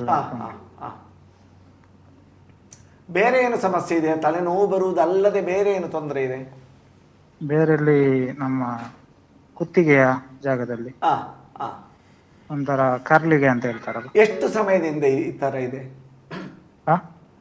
ಎಷ್ಟು ಸಮಯದಿಂದ ಇದೆ ಈ ತರ? ಇದು 1 ಮಂತ್ ಆಯ್ತು ಸರ್. 1 ಮಂತ್ ಆಯ್ತು. ನೀವು ಏನು ಕೆಲಸ ಮಾಡ್ತಾ ಇದ್ದೀರಿ? ನಾನು ಕ್ಯಾಮರಾಮನ್ ಸರ್. ಏನ್ ಮಾಡ್ತಾ ಇದ್ದೀರಿ? ಕ್ಯಾಮರಾಮನ್. ಈಗ ನೀವು ಹೇಳ್ತಾ ಇರುವ ಇದರಲ್ಲಿ ನೋಡಿ, ಕುತ್ತಿಗೆ ನೋವು, ತಲೆನೋವು ಈ ತಲೆನೋವು ಅಂತ ಹೇಳುವಂಥದ್ದು ಬೇರೆ ಬೇರೆ ಕಾರಣಗಳಿಂದ ಬರ್ತದೆ. ಹಲ್ಲಿನ ಸಮಸ್ಯೆಯಿಂದ ಬರ್ತದೆ, ಮತ್ತೆ ಸೈನಸೈಟಿಸ್ ಅಂತಂದ್ರೆ ಮುಖದ ಆ ಕುಹರದ ಭಾಗದಲ್ಲಿ ಕಫ ತುಂಬುವುದು, ಮತ್ತೆ ಕುತ್ತಿಗೆ ಸರ್ವೈಕಲ್ ಸ್ಪಾಂಡಿಲೈಟಿಸ್ ಅಂತ ಅಂದ್ರೆ ಕುತ್ತಿಗೆಯ ಮೂಳೆಯ ಜಾಯಿಂಟಿನ ಸಂಧಿಯ ಸಮಸ್ಯೆಯಿಂದ ಆ ರೀತಿ ತಲೆನೋವು ಬರಲಿಕ್ಕೂ ಸಾಧ್ಯ ಇದೆ.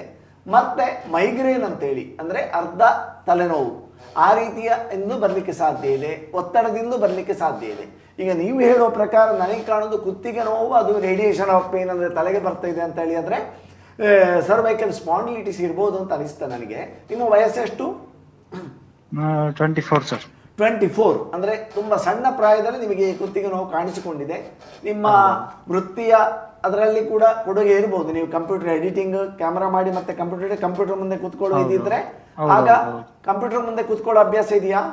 ಹೌದೌದು, ಓವರ್ನೈಟ್ ಆಗ್ತದೆ ಎಡಿಟಿಂಗ್ ಅದೆಲ್ಲ ಮಾಡ್ಲಿಕ್ಕೆ. ಅದ ಕಾರಣ ಈ ಕಂಪ್ಯೂಟರ್ ಕೆಲಸ ಮಾಡೋರಲ್ಲಿ ಕೂಡ ಈ ಕುತ್ತಿಗೆಯ ಸಮಸ್ಯೆ ಮತ್ತೆ ಸ್ವಲ್ಪ ಕಣ್ಣಿನ ಸಮಸ್ಯೆ ಕೂಡ ಇರಬಹುದು ಅಂತ ಅಂದ್ಕೊಳ್ತೀನಿ. ಕುತ್ತಿಗೆ ಜಾಗದಲ್ಲಿ ಒಂದು ಕರ್ಲಿಗೆ ಅಂತ ಹೇಳ್ತಾರಲ್ಲ. ಹೌದು ಹೌದು, ತುಳುವಲ್ಲಿ ಕರ್ಲಿಗೆ ಅಂತ. ಹೌದೌದು, ಗೊತ್ತಾಯ್ತು. ಆ ಟೈಪ್ ತರ. ಜೊತೆಗೆ ಕಣ್ಣಿನ ಸಮಸ್ಯೆ ಕೂಡ ಸ್ವಲ್ಪ ಇರಬಹುದು ಅಂದ್ಕೊಳ್ತೇನೆ ನಾನು. ಕಣ್ಣಿನ ಸಮಸ್ಯೆ ಅಷ್ಟೇ, ಕಣ್ಣಲ್ಲಿ ನೀರು ಬರ್ತದೆ ಅಂದ್ರೆ ಸಿಸ್ಟಮ್ ನೋಡಿ ನೋಡಿ. ಅದೇ ನೋಡಿ ನೋಡಿ ಆ ಥರ. ಸೊ ಇದು ನಾವು ಕಂಪ್ಯೂಟರ್ ವಿಷನ್ ಸಿಂಡ್ರೋಮ್ ಅಂತ ಹೇಳಿ ಹೇಳ್ಬೋದು. ಕಂಪ್ಯೂಟರ್ ಸಿಂಡ್ರೋಮ್ ಅಂತ ಅಂದ್ರೆ ಕಂಪ್ಯೂಟರ್ ಎದುರು ಕುತ್ತಿಗೆ ಆ ನೋವು ಬರುವಂಥದ್ದು. ಮೂಳೆ ಸವೆತದ ಇದು ಅಂತ ಹೇಳಿ ಹೇಳಲಿಕ್ಕೆ ಆಗುದಿಲ್ಲ, ಯಾಕಂದ್ರೆ ವಯಸ್ಸು ತುಂಬಾ ಚಿಕ್ಕದಿದೆ. ನಾವಿದನ್ನು ಅವಭಾವುಕ ಅಂತ ಹೇಳ್ತೇವೆ ಆಯುರ್ವೇದಿಕದಲ್ಲಿ. ಇದಕ್ಕೆ ನಾವು ಅವಭಾವುಕಕ್ಕೆ ನಾವು ವಮನ, ವಿರೇಚನ, ಬಸ್ತಿ ಇದೆಲ್ಲವನ್ನು ಮಾಡಬೇಕು ಅಂತ ಇರಲಿಲ್ಲ. ಎಷ್ಟೋ ಸಲ ಕೇವಲ ನಸ್ಯ ಕರ್ಮ ಅಂತ ಇದೆ. ಅಂದರೆ ನಾವು ಈ ಮುಖ ಮತ್ತು ತಲೆಯ ಭಾಗಕ್ಕೆ ಔಷಧೀಯ ಸಿದ್ಧ ತೈಲವನ್ನು ಹಚ್ಚಿ ನಂತರ ಸ್ಟೀಮ್ ಕೊಟ್ಟು ನಂತರ ಮೂಗಿಗೆ ಆ ಔಷಧ ಸಿದ್ಧ, ಅದು ಯಾವ ಔಷಧ ಉಪಯೋಗಿಸಬೇಕು ಅಂತ ಅವರನ್ನು ನೀವು ಮುಖತ ನೋಡಿ ನಿಮ್ಮ ಎಲ್ಲ ವಿವರಗಳನ್ನು ಸಂಗ್ರಹಿಸಿ ನಾವು ಪರಿಶೀಲನೆ ಮಾಡಿ ತೀರ್ಮಾನಿಸಬೇಕಾಗ್ತದೆ. ಆದರೆ ಆ ನಸ್ಯಕರ್ಮ ಅಂತ ಅಂದರೆ ಪಂಚಕರ್ಮದಲ್ಲಿ 4ನೆಯದು, ಅದನ್ನು ಮಾಡಿದಾಗ ಈ ಅವಭಾವುಕ ಈ ಸಂದರ್ಭದಲ್ಲಿ ಅದ್ಭುತವಾದ ಪ್ರಯೋಜನಗಳು ಸಿಕ್ಕಿದ್ದನ್ನು ನಾವು ನೋಡಿದ್ದೇವೆ. ಆದ ಕಾರಣ ಹಾಸ್ಪಿಟಲ್ಗೆ ಒಮ್ಮೆ ವಿಸಿಟ್ ಮಾಡಿದರೆ ನಿಮ್ಮನ್ನು ಕಂಪ್ಲೀಟ್ ಅಂದರೆ ಪ್ರಕೃತಿ ನಿಮಗೆ ಏನು ಅದಕ್ಕೆ ಕಾರಣ ಎಲ್ಲ ವಿಶ್ಲೇಷಣೆ ಮಾಡಿ ಕೇವಲ ಒಂದು ಲಾಕ್ಷಣಿಕ ಚಿಕಿತ್ಸೆ ಕೊಡುವುದಲ್ಲ, ಅದನ್ನು ಗುಣಪಡಿಸುವಂತಹ ಒಂದು ಚಿಕಿತ್ಸೆಯನ್ನು ನಾವು ಯೋಜಿಸಿಕೊಳ್ಬಹುದು. ಕಿರಣ್ ಅವರೇ, ಓಕೆ ಸರ್, ಥ್ಯಾಂಕ್ ಯು. ನಮಸ್ತೆ. ಓಕೆ, ಥ್ಯಾಂಕ್ ಯು ಡಾಕ್ಟ್ರೇ. ಮತ್ತೆ ಮಾತು ಮುಂದುವರಿಸೋಣ. ಅದಕ್ಕೆ ಮೊದಲು ಕಾರ್ಯಕ್ರಮದಲ್ಲಿ ಒಂದು ಸಣ್ಣ ವಿರಾಮ ತೆಗೆದುಕೊಳ್ಳೋಣ.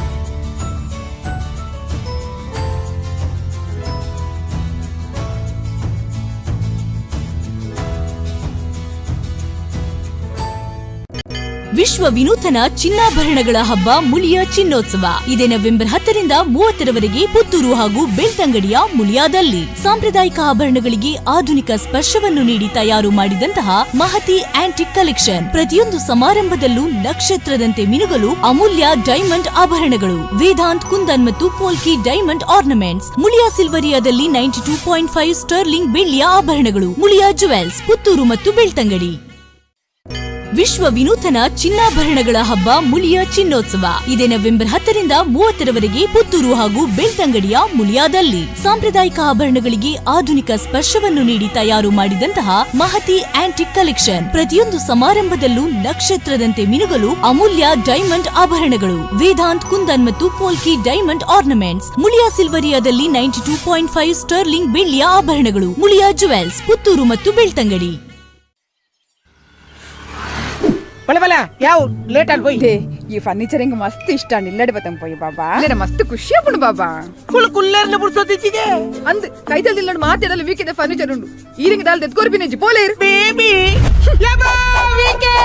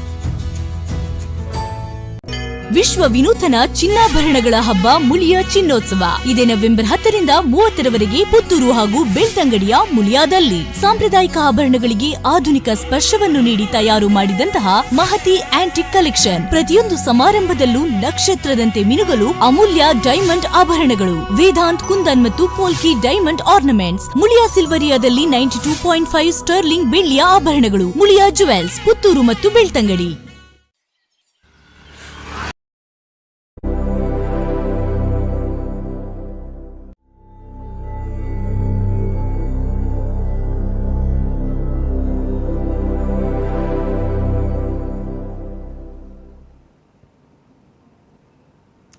ಹೆಲ್ತ್ ಟಾಕ್ ಆಯುರ್ ಪ್ರಸಾದಿನಿ ವಿಶೇಷ ನೇರ ಪ್ರಸಾರ ಕಾರ್ಯಕ್ರಮಕ್ಕೆ ಮತ್ತೆ ಸ್ವಾಗತ ನಮ್ಮೆಲ್ಲ ವೀಕ್ಷಕರಿಗೆ.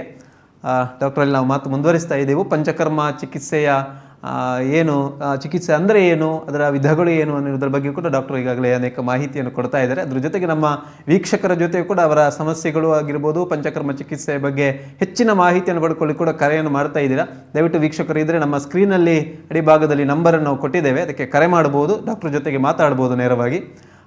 ಡಾಕ್ಟ್ರೇ, ನಾವು ಮಾತನ್ನು ಮುಂದುವರಿಸೋಣ. ಪಂಚಕರ್ಮ ಚಿಕಿತ್ಸೆ ಅನೇಕ ಮಂದಿ ಇವತ್ತು ನೀವು ಈಗಾಗಲೇ ತಿಳಿಸಿದ್ರಿ, ಜನರಲ್ಲಿ ಮಾಹಿತಿಯ ಕೊರತೆ ಇದೆ. ಪಂಚಕರ್ಮ ಚಿಕಿತ್ಸೆ ಅಂದರೆ ಏನು, ಯಾವ ರೋಗಕ್ಕೆಲ್ಲ ಇದನ್ನು ಬಳಸಿಕೊಳ್ಬೋದು, ಅದು ಮೊದಲಾಗಿ ಅವರಿಗೆ ಗೊತ್ತಿರೋದಿಲ್ಲ. ಎಲ್ಲದಕ್ಕೂ ಪಂಚಕರ್ಮ ಅಂತ ಹೇಳ್ತಾರೆ. ಇನ್ನೊಂದು ಇದು ವಿಧಾನ ಇದೆ ಆಯುರ್ವೇದ ಚಿಕಿತ್ಸೆ, ಏನಾದರೂ ತೊಂದರೆ ಇಲ್ಲ, ಆಯುರ್ವೇದ ಚಿಕಿತ್ಸೆಯಲ್ಲಿ ಅಡ್ಡ ಪರಿಣಾಮ ಇಲ್ಲ, ಮಾಡಿಕೊಳ್ಬೋದು ಅಂತ ಇದೆ.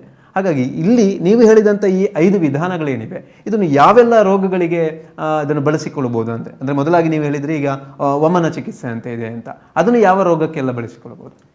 ಇಲ್ಲಿ ಒಂದು ವಿಚಾರ ಗಮನಿಸಬೇಕು ನಾವು. ಈಗ ಇದು ಯಾವುದೇ ಚಿಕಿತ್ಸೆಯನ್ನು ಒಬ್ಬರ ಕೈಯಿಂದ ಒಂದು ಕಡೆ ಮಾಡಿಸಿಕೊಂಡು ಪ್ರಯೋಜನ ಇಲ್ಲ ಅಂತ ಹೇಳಿ ಇನ್ನೊಂದು ಕಡೆ ಅದೇ ಚಿಕಿತ್ಸೆಯಿಂದ ಪ್ರಯೋಜನ ಆಗ್ಲಿಕ್ಕಿಲ್ಲ ಎನ್ನುವ ತೀವ್ರ ನಿರ್ಧಾರ ಯಾರು ತಗೊಳ್ಬೇಕಾಗಿಲ್ಲ.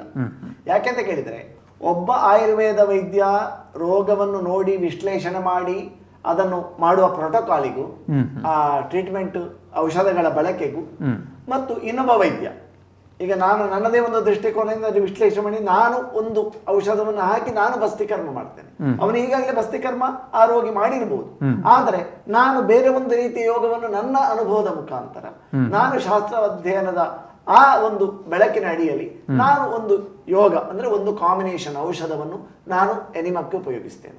ಈ ರೀತಿ ಒಂದು ಕಡೆ ಬಸ್ತಿಕರ್ಮ ಮಾಡಿದ್ದು ನಾನು ಬಸ್ತಿಕರ್ಮ ಮಾಡುದು ಒಂದೇ ರೀತಿ ಆಗ್ಬೇಕು ಅಂತ ಇಲ್ಲ ಎನ್ನುವುದು ಒಂದು ಗಮನಿಸಬೇಕಾದ ಅಂಶ. ಒಂದು ಕಡೆ ಆ ಪಂಚಕರ್ಮ ಮಾಡಿ ಇನ್ನೊಂದು ಕಡೆ ಮಾಡಿದಾಗ ರಿಸಲ್ಟ್ ಸಿಗ್ಬಹುದು. ಯಾಕೆಂದ್ರೆ ಆ ವೈದ್ಯರು ಅದನ್ನು ಹಾಕಿದ ಉಪಯೋಗ ಮಾಡಿದ ಔಷಧಗಳ ಆಧಾರದಲ್ಲಿ ಅದನ್ನು ವಿಶ್ಲೇಷಣೆ ಮಾಡಿದ್ರ ಆಧಾರದಲ್ಲಿ. ಈಗ ನಾವು ವಮನ ಕರ್ಮ ಅಂತ ಹೇಳಿದೆವು. ವಮನ ಕರ್ಮವನ್ನು ಕೂಡ ಎಷ್ಟೋ ಸಲ ಒಂದು ಗಂಭೀರಾವಸ್ಥೆಯಲ್ಲಿ ಕೂಡ ಮಾಡಿದ್ದಿದೆ. ಆತ್ಯಯಿಕ ಚಿಕಿತ್ಸೆ ಅಂತ ನಾವು ಹೇಳ್ತೇವೆ. ಉದಾಹರಣೆಗೆ ನಾವೀಗ ತುಪ್ಪ ಕುಡಿದು ಅಭ್ಯಂಗ ಸ್ವೇದನ ಎಲ್ಲ ಮಾಡಿ ನಾವು ವಮನ ಮಾಡುವಂತ, ತುಪ್ಪ ಎಲ್ಲ 3 ದಿನ ಕುಡಿಸಿ ಅಂತ ನಾನು ಆಗ ಹೇಳಿದೆ. ಬಟ್ ಇದು ಯಾವುದನ್ನು ಮಾಡದೆ ತುಪ್ಪ ಕುಡಿಯುವ ಪ್ರಕ್ರಿಯೆಯನ್ನು ಬಿಟ್ಟು ಕೇವಲ ಅಭ್ಯಂಗ ಮತ್ತು ಸ್ವೇದನ ಅಂದ್ರೆ ಫುಲ್ ಬಾಡಿ ಎಣ್ಣೆ ಮಸಾಜ್ ಮಾಡುವುದು ಮತ್ತು ಸ್ಟೀಮ್ ಕೊಟ್ಟು ನಂತರ ಆ ದಿನ ವಮನ ಮಾಡಿಸುವ ಪ್ರಕ್ರಿಯೆಯನ್ನು, ಅದನ್ನು ಯಾವುದೇ ಪೂರ್ವ ತಯಾರಿ ಪೀಠಿಕೆ ಇಲ್ಲದೆ ಅದನ್ನು ಮಾಡಿಸುವ ಒಂದು ಇದು ಇದೆ. ಅದಕ್ಕೆ ನಾವು ಸದ್ಯ ವಮನ ಅಂತ ಹೇಳ್ತೇವೆ. ಮತ್ತೆ ಎಷ್ಟೋ ಸಲ ಆ ಫುಲ್ ಬಾಡಿ ಮಸಾಜ್ ಮತ್ತೆ ಸ್ಟೀಮ್ ಕೂಡ ಇಲ್ಲ, ಖಾಲಿ ವಾಮಿಟಿಂಗ್, ಸದ್ಯ ವಮನ. ಆದ್ರೆ ಅದನ್ನು ತೀರ್ಮಾನ ಮಾಡುವ ವೈದ್ಯ. ಯಾವನೇ ರೋಗಿ ಬಂದು ನನಗೆ ವಮನ ಕರ್ಮ ಮಾಡಿ ಅಂತ ಹೇಳಬಾರದು. ಅವನು ಬಂದು ಏನೋ ಒಂದು ಸಮಸ್ಯೆಯನ್ನು ಹೇಳಿದಾಗ, ಇದಕ್ಕೆ ನಿಮ್ಮಲ್ಲಿ ಏನಾದ್ರು ಪರಿಹಾರ ಇದೆ ಅಂತ ಕೇಳಿದಾಗ ಆಗ ನಾವು ಆ ಒಂದು ಚಿಕಿತ್ಸೆಯನ್ನು ಅಡ್ವೈಸ್ ಮಾಡ್ತೇವೆ. ಅವರಿಗೆ ವಮನ ಕರ್ಮ ಮಾಡಬೇಕು, ವಿರೇಚನ ಮಾಡಬೇಕು, ಅಥವಾ ಎಲ್ಲವನ್ನು ಮಾಡಬೇಕು, ಅಥವಾ ಅದರಲ್ಲಿ ಒಂದು 3 ಸಿಲೆಕ್ಟ್ ಮಾಡಿ ಮಾಡಬೇಕು, ವಿರೇಚನ ಮತ್ತು ಬಸ್ತಿ ಮಾಡಬೇಕು, ವಿರೇಚನ ಬಸ್ತಿ ನಸ್ಯ ಮಾಡಬೇಕು. ಈಗ ಒಬ್ರು ಕಣ್ಣಿನ ಸಮಸ್ಯೆ ಅಂದ್ರೆ ಅವರಿಗೆ ರೆಟಿನಾ ಸಮಸ್ಯೆ ಇದೆ ಅಂತ ಇಟ್ಕೊಳ್ಳಿ, ಆಗ ಅವರಿಗೆ ತಿಮಿರ, ಆಗ ನಾವು ವಮನವನ್ನು ಮಾಡಿಸುವಾಗಿಲ್ಲ, ವಾಂತಿ ಮಾಡುವ ಚಿಕಿತ್ಸೆ ಅಲ್ಲಿ ಮಾಡಿದರೆ ಅದು ಕಣ್ಣಿಗೆ ಮತ್ತಷ್ಟು ಹಾನಿಯನ್ನು ಉಂಟು. ಆಗ ನಾವು ಹಾಗೆ ಅಭಿಷ್ಯಂದ ಕಂಜಂಕ್ಟಿವಿಟಿಸ್ ಕೇಸ್ ಬರ್ತದೆ, ಆಗ ವಿರೇಚನವನ್ನು ಮಾಡಬಹುದು, ವಮನ ಮಾಡಬಹುದು. ಆದ್ರೆ ಈ ತಿಮಿರ ಅಂತೇಳಿ ಇನ್ನೊಂದು ರೆಟಿನಾ ಸಮಸ್ಯೆ ಬಂದಾಗ ನಾವು ವಮನ ಮಾಡಿಸುವಾಗಿಲ್ಲ, ಆಗ ನಾವು ವಿರೇಚನವನ್ನು ಮಾಡ್ಲಿಕ್ಕೆ, ವಿರೇಚನ ಆದ ಮೇಲೆ ಬಸ್ತಿ ಎಲ್ಲವನ್ನು ಒಟ್ಟಿಗೆ ಮಾಡ್ಲಿಕ್ಕೆ ಆಗುದಿಲ್ಲ. ಈಗ ಬೆಳಿಗ್ಗೆ ವಿರೇಚನ ಮಾಡಿ ಸಂಜೆ ಬಸ್ತಿ ಕರ್ಮ ಮಾಡಿ ಅಂತೇಳಿ ಆಗುದಿಲ್ಲ. ವಿರೇಚನದ ಅವಧಿ ಮುಗಿದ ನಂತರ ಒಂದಷ್ಟು ದಿನ ಕಳೆದು, ಅದಕ್ಕೆ ಟೈಮ್ ಇದೆ, ಕಳೆದ ನಂತರ ಮತ್ತೆ ಬಸ್ತಿ ಚಿಕಿತ್ಸೆಯನ್ನು ಆ ಸ್ಟೆಪ್ ಅನ್ನು ವೈದ್ಯರು ಎತ್ತಿಕೊಳ್ತಾರೆ. ಆ ಕ್ರಮದಲ್ಲೇ ಹೋಗ್ಬೇಕು. ವಿರೇಚನ ಆದ್ಮೇಲೆ ಬಸ್ತಿ ಮಾಡಿ ನಂತರ ವಿರೇಚನ ಮಾಡ್ಲಿಕ್ಕೆ ಆಗುದಿಲ್ಲ. ಆ ಕ್ರಮದಲ್ಲೇ ಹೋಗ್ಬೇಕು. ಇದನ್ನು ವೈದ್ಯ ಮೊದಲೇ ಅದನ್ನು ಪಟ್ಟಿ ಮಾಡಿಕೊಳ್ಬೇಕು. ಪ್ರೋಟೋಕಾಲ್ ಯಾವ ಚಿಕಿತ್ಸೆಯನ್ನು ಮಾಡ್ಲಿಕ್ಕೆ ಉಂಟು ಈ ರೋಗಿಗೆ ಅಂತ ಅಷ್ಟು ವಿಶ್ಲೇಷಣೆ ಮಾಡಿರ್ಬೇಕು ವೈದ್ಯ. ಮತ್ತು ಅದನ್ನು ಅನುಕ್ರಮವಾಗಿ ಮಾಡಬೇಕು. ವಿರೇಚನ ಆದ ನಂತರ ಬಸ್ತಿ ಆದ ಮೇಲೆ ನಸ್ಯಕರ್ಮ. ಈಗ ನಾನು ಕಣ್ಣಿನ ರೆಟಿನ ಸಮಸ್ಯೆ, age related macular degeneration, retinopathy ಎಲ್ಲ ಇದೆ. ಅದರಲ್ಲಿ ಈ ತರ ನಾವು ಹೋಗ್ಬೇಕಾಗ್ತದೆ. ನಸ್ಯಕರ್ಮ ಆದ್ಮೇಲೆ ಮತ್ತೆ ಕ್ರಿಯಾಕಲ್ಪಗಳು, ಕಣ್ಣಿನ ಚಿಕಿತ್ಸೆಗಳು. ಈ ಸ್ಟೆಪ್ ಅನ್ನು ವೈದ್ಯ ಫಾಲೋ ಮಾಡಬೇಕು. ಅಲ್ಲಿ ನಾವು ಆತುರದ ನಿರ್ಧಾರ ಮಾಡಿ ಒಂದೇ ದಿನ ಎಲ್ಲ ಚಿಕಿತ್ಸೆ ಮುಗಿಸಿ ಅಥವಾ ಒಂದೇ ವಾರದಲ್ಲಿ ಎಲ್ಲ ಚಿಕಿತ್ಸೆ ಮುಗಿಸಿಕೊಂಡು ನಂಗೆ ಹೋಗ್ಬೇಕು, ನಂಗೆ ಜಾಬಿಗೆ ಹೋಗ್ಬೇಕು, ಹಾಗೆ ಆಗುದಿಲ್ಲ. ಅಂದ್ರೆ ಒಬ್ಬ ರೋಗಿಗೆ ಎರಡು ರೀತಿಯಾದಂತಹ ರೋಗಗಳು ಕೂಡ ಇರಬಹುದು. ಕ್ರಮಬದ್ಧತೆಯಲ್ಲಿ ಮಾಡಿದಾಗ ಅದು ಖಂಡಿತವಾಗಿ ಆ ರಿಸಲ್ಟ್ ಸಿಗ್ತದೆ. ಯಾಕಂದ್ರೆ ಜೀರ್ಣಾಂಗ ವ್ಯೂಹ ಅನ್ನೋದು ಎರಡನೇ ಮೆದುಳು. ಮತ್ತೆ ಜೀರ್ಣಾಂಗ ವ್ಯೂಹದಲ್ಲಿ ಇನ್ಫ್ಲಾಮೇಷನ್ ಉರಿಯಿತು ಶುರುವಾಗ್ತದೆ ಎನ್ನುವುದನ್ನು ಇವತ್ತು ವಿಜ್ಞಾನಿಗಳು ಪ್ರೂವ್ ಮಾಡಿದ್ದಾರೆ. ಇನ್ಫ್ಲಾಮೇಷನ್ ಸ್ಟಾರ್ಟ್ಸ್ ಎಟ್ ಇಂಟೆಸ್ಟೈನ್ ಅಂತ, ಕರುಳಿನಲ್ಲಿ ಶುರುವಾಗುವುದು ಅಂತ. ಯಾವುದೇ ಜ್ವರ ಕೂಡ ಶುರುವಾಗುದು ಕರುಳಿನಿಂದ. ಇದಕ್ಕೆ ಲೀಕಿ ಗಟ್ ಅಂತ ಹೇಳ್ತಾರೆ. ಲೀಕಿ ಗಟ್ ಅಂದ್ರೆ ಕರುಳಿನ ಪರ್ಮಿಯಬಿಲಿಟಿ, ಕರುಳಿನಿಂದ ಈ ಟಾಕ್ಸಿನ್ಸ್ ಅಂತ ಏನಿದೆ ಅದು ಕರುಳಿನ ಗೋಡೆಯ ಮೂಲಕ ರಕ್ತಕ್ಕೆ ಸೇರಿ ಆ ರಕ್ತ ಎಲ್ಲ ದೇಹದಲ್ಲಿ ವ್ಯಾಪಿಸಿ ಮಾಡಿ ಇಡೀ ಶರೀರದಲ್ಲಿ ಅದು ಕಾಯಿಲೆ ಉಂಟು ಮಾಡ್ತದೆ. ಜ್ವರವನ್ನು, ಯಾವುದೊಂದು ಕಾಯಿಲೆಯನ್ನು ಉಂಟು ಮಾಡ್ತೇವೆ. ಲೀಕಿ ಗಟ್ ಅಂತ ನಾವು ಹೇಳ್ತೇವೆ. ಆದ ಕಾರಣ ಗಟ್ಟ, ಕರುಳು ಎನ್ನುವಂಥದ್ದು ನಮ್ಮ ಪಂಚಕರ್ಮದ ಕೇಂದ್ರವೇ ಅದು. ಆ ಕರುಳಿನ ಮೂಲಕವೇ ಅದನ್ನು ದೋಷಗಳನ್ನು ಹೊರತೆಗೆಯುವಂಥದ್ದು ಅದು ಪ್ರಾಮುಖ್ಯ ಅಂಶ ಇದರಲ್ಲಿ. ಆದ್ರೆ ದೇಹದಲ್ಲಿ ಇರುವುದನ್ನು ಕರುಳು ಜೀರ್ಣಾಂಗ ವ್ಯೂಹಕ್ಕೆ ತಂದು ಅಲ್ಲಿಂದ ಅದನ್ನು ಹೊರಗೆ ಹೋಗುವಾಗೆ ಪಾತ್ರೆಯನ್ನು ತೊಳೆಯುವ ಕೆಲಸ. ತೊಳೆದ ನಂತರ ಹಾಲು ಹಾಕುವುದು, ಮದ್ದು ಕೊಡುವುದು ನಂತರದ. ಆದ ಕಾರಣ ಇದು ಮಾಡ್ತಾ ಇರುವಾಗ ಔಷಧ ಕೊಡ್ಲಿಕ್ಕಿಲ್ಲ. ಈ ವಿರೇಚನ ಮಾಡುವಾಗ ಅದಕ್ಕೆ ಸಂಬಂಧಪಟ್ಟ ಔಷಧ ಅಲ್ಲದೆ ಬೇರೆ ಔಷಧಗಳನ್ನು, ಶಮನ ಔಷಧಿಗಳನ್ನು, ಕಷಾಯ ಚೂರ್ಣ ಎಲ್ಲ ಕೊಡ್ಲಿಕ್ಕಿಲ್ಲ. ಮೇಲೆ ನಂತರ 3 ದಿನ ಕಳೆದು ಕೊಡುವಂಥದ್ದು, ಶುರು ಮಾಡುವಂಥದ್ದು. ಈ ರೀತಿ ಈ ವಮನ ಕರ್ಮವನ್ನು ನಾವು ಮೌತ್ ಅಲ್ಸರ್ಸ್ ಅಂತ ಹೇಳ್ತಾರೆ, ಅದರಲ್ಲಿ ಬಳಕೆ ಆಗ್ತದೆ. ಮತ್ತೆ ಹೊಸತಾಗಿ ಬಂದ ಜ್ವರದಲ್ಲಿಯೂ ಬಳಕೆ ಮಾಡಿ ಜ್ವರ ಕೂಡಲೇ ಶಮನ ಆಗುವಂಥದ್ದಿದೆ. ನಂತರ ಪ್ರಮೇಹದಲ್ಲೂ ಕೂಡ ಇದನ್ನು ವಮನ ಕರ್ಮವನ್ನು ಮಾಡ್ತೇವೆ. ಡಯಾಬಿಟಿಸ್ ಅಂತ ನಾವು ಹೇಳ್ತೇವೆ. ಸೊ ಆ ಪ್ರಮೇಯ ಅದು ಬಹಳಷ್ಟು ಜನರಿಗೆ ಗೊತ್ತಿಲ್ಲ. ವಮನ, ವಿರೇಚನ ಇದೆಲ್ಲವನ್ನು ಕೂಡ ಪ್ರಮೇಯ ಇದರಲ್ಲಿ ಮಾಡಬಹುದು. ಅವನ ಬಲ ಚೆನ್ನಾಗಿರ್ಬೇಕಷ್ಟೇ. ನಂತರ ಈ ಅಸ್ತಮ, ಕಫದಿಂದ ಉಂಟಾದ ತೊಂದರೆಗಳು, ಕಫದಿಂದ ಆಗುವಂತ ತಲೆನೋವು, ಕಫದಿಂದ ಬರುವಂತಹ ಕಿವಿ ನೋವು, ಮತ್ತೆ ಟಾನ್ಸಿಲಿಟಿಸ್, ಕೆಲವರು ಆಗಾಗ ಟಾನ್ಸಿಲ್ ಸಮಸ್ಯೆ ಬರ್ತದೆ. ಆ ಸಂದರ್ಭಗಳಲ್ಲೆಲ್ಲ ಕೂಡ ವಮನ ಕರ್ಮವನ್ನು ಮಾಡಬಹುದು ಅಂತ. ಹೌದು. ಡಾಕ್ಟರ್, ಮತ್ತೆ ಮುಂದುವರಿಸೋಣ. ಒಬ್ಬರು ಕರೆ ಹೇಳಿದ್ದಾರೆ. ಹಲೋ. ನಮಸ್ತೆ, ಎಲ್ಲಿಂದ ಕರೆ ಮಾಡ್ತಿದ್ದೀರಾ? ತಮ್ಮ ಹೆಸರು ಹೇಳಿ. ಸರ್, ನಾನು ಬಡಗನೂರಿಂದ ಕಾಲ್ ಮಾಡ್ತಾ ಇರೋದು, ಅರ್ಪಿತಾ ಅಂತ. ಓಕೆ, ಹೇಳಿ. ಡಾಕ್ಟರ್ ಇದ್ದಾರೆ, ಮಾತಾಡಿ ಜೊತೆ. ಸರ್ ನಮಸ್ತೆ. ಸರ್ ನಮಸ್ತೆ, ಹೇಳಿ ಅಮ್ಮ. ಸರ್, ಈ ಮೈಗ್ರೇನಿಗೆ ಪಂಚಕರ್ಮದಲ್ಲಿ ಏನಾದ್ರು ಇದು ಕಡಿಮೆ ಆಗ್ತದೆ ಸರ್? ಖಂಡಿತವಾಗಿ ಮೈಗ್ರೇನು ಕಡಿಮೆ ಆಗುವುದಲ್ಲ, ಮೈಗ್ರೇನು ಗುಣ ಆಗ್ತದೆ. ಯಾಕೆಂತ ಹೇಳಿದ್ರೆ, ಆದ್ರೆ ಅದನ್ನು ಕ್ರಮಬದ್ಧವಾಗಿ ಮಾಡಲಿಕ್ಕೆ ರೋಗಿ ವೈದ್ಯನಿಗೆ ಅವಕಾಶ ಕೊಡಬೇಕು. ಯಾಕಂದ್ರೆ ಈಗ ತಕ್ಷಣಕ್ಕೆ ನಾಳೆ ನಾವು ಈಗಿನ ಆಧುನಿಕ ಔಷಧದಲ್ಲಿ ಯಾವುದೆಲ್ಲ ನಾವು ತಕೊಂಡು ಅದನ್ನು ಕೂಡಲೇ ಹಠಾತ್ತನೆಯಾಗಿ ಕಡಿಮೆ ಮಾಡಿದಾಗೆ ಆ ರೀತಿಯಲ್ಲಿ ಕಡಿಮೆ ಮಾಡಲಿಕ್ಕೆ ಆಗುವುದಿಲ್ಲ. ನಮ್ಮ ಮೆಥಡಲ್ಲಿ ಒಂದಷ್ಟು ಸಮಯ ಮತ್ತೆ ಆ ಚಿಕಿತ್ಸೆಯ ವಿಧಾನಗಳನ್ನು ಅನುಸರಿಸಿದರೆ ಖಂಡಿತವಾಗಿ ಮೈಗ್ರೇನು ಗುಣ ಆಗ್ತದೆ. ಗುಣ ಆಗುವುದಿಲ್ಲ ಎನ್ನುವ ಪರಿಕಲ್ಪನೆ ತಪ್ಪು.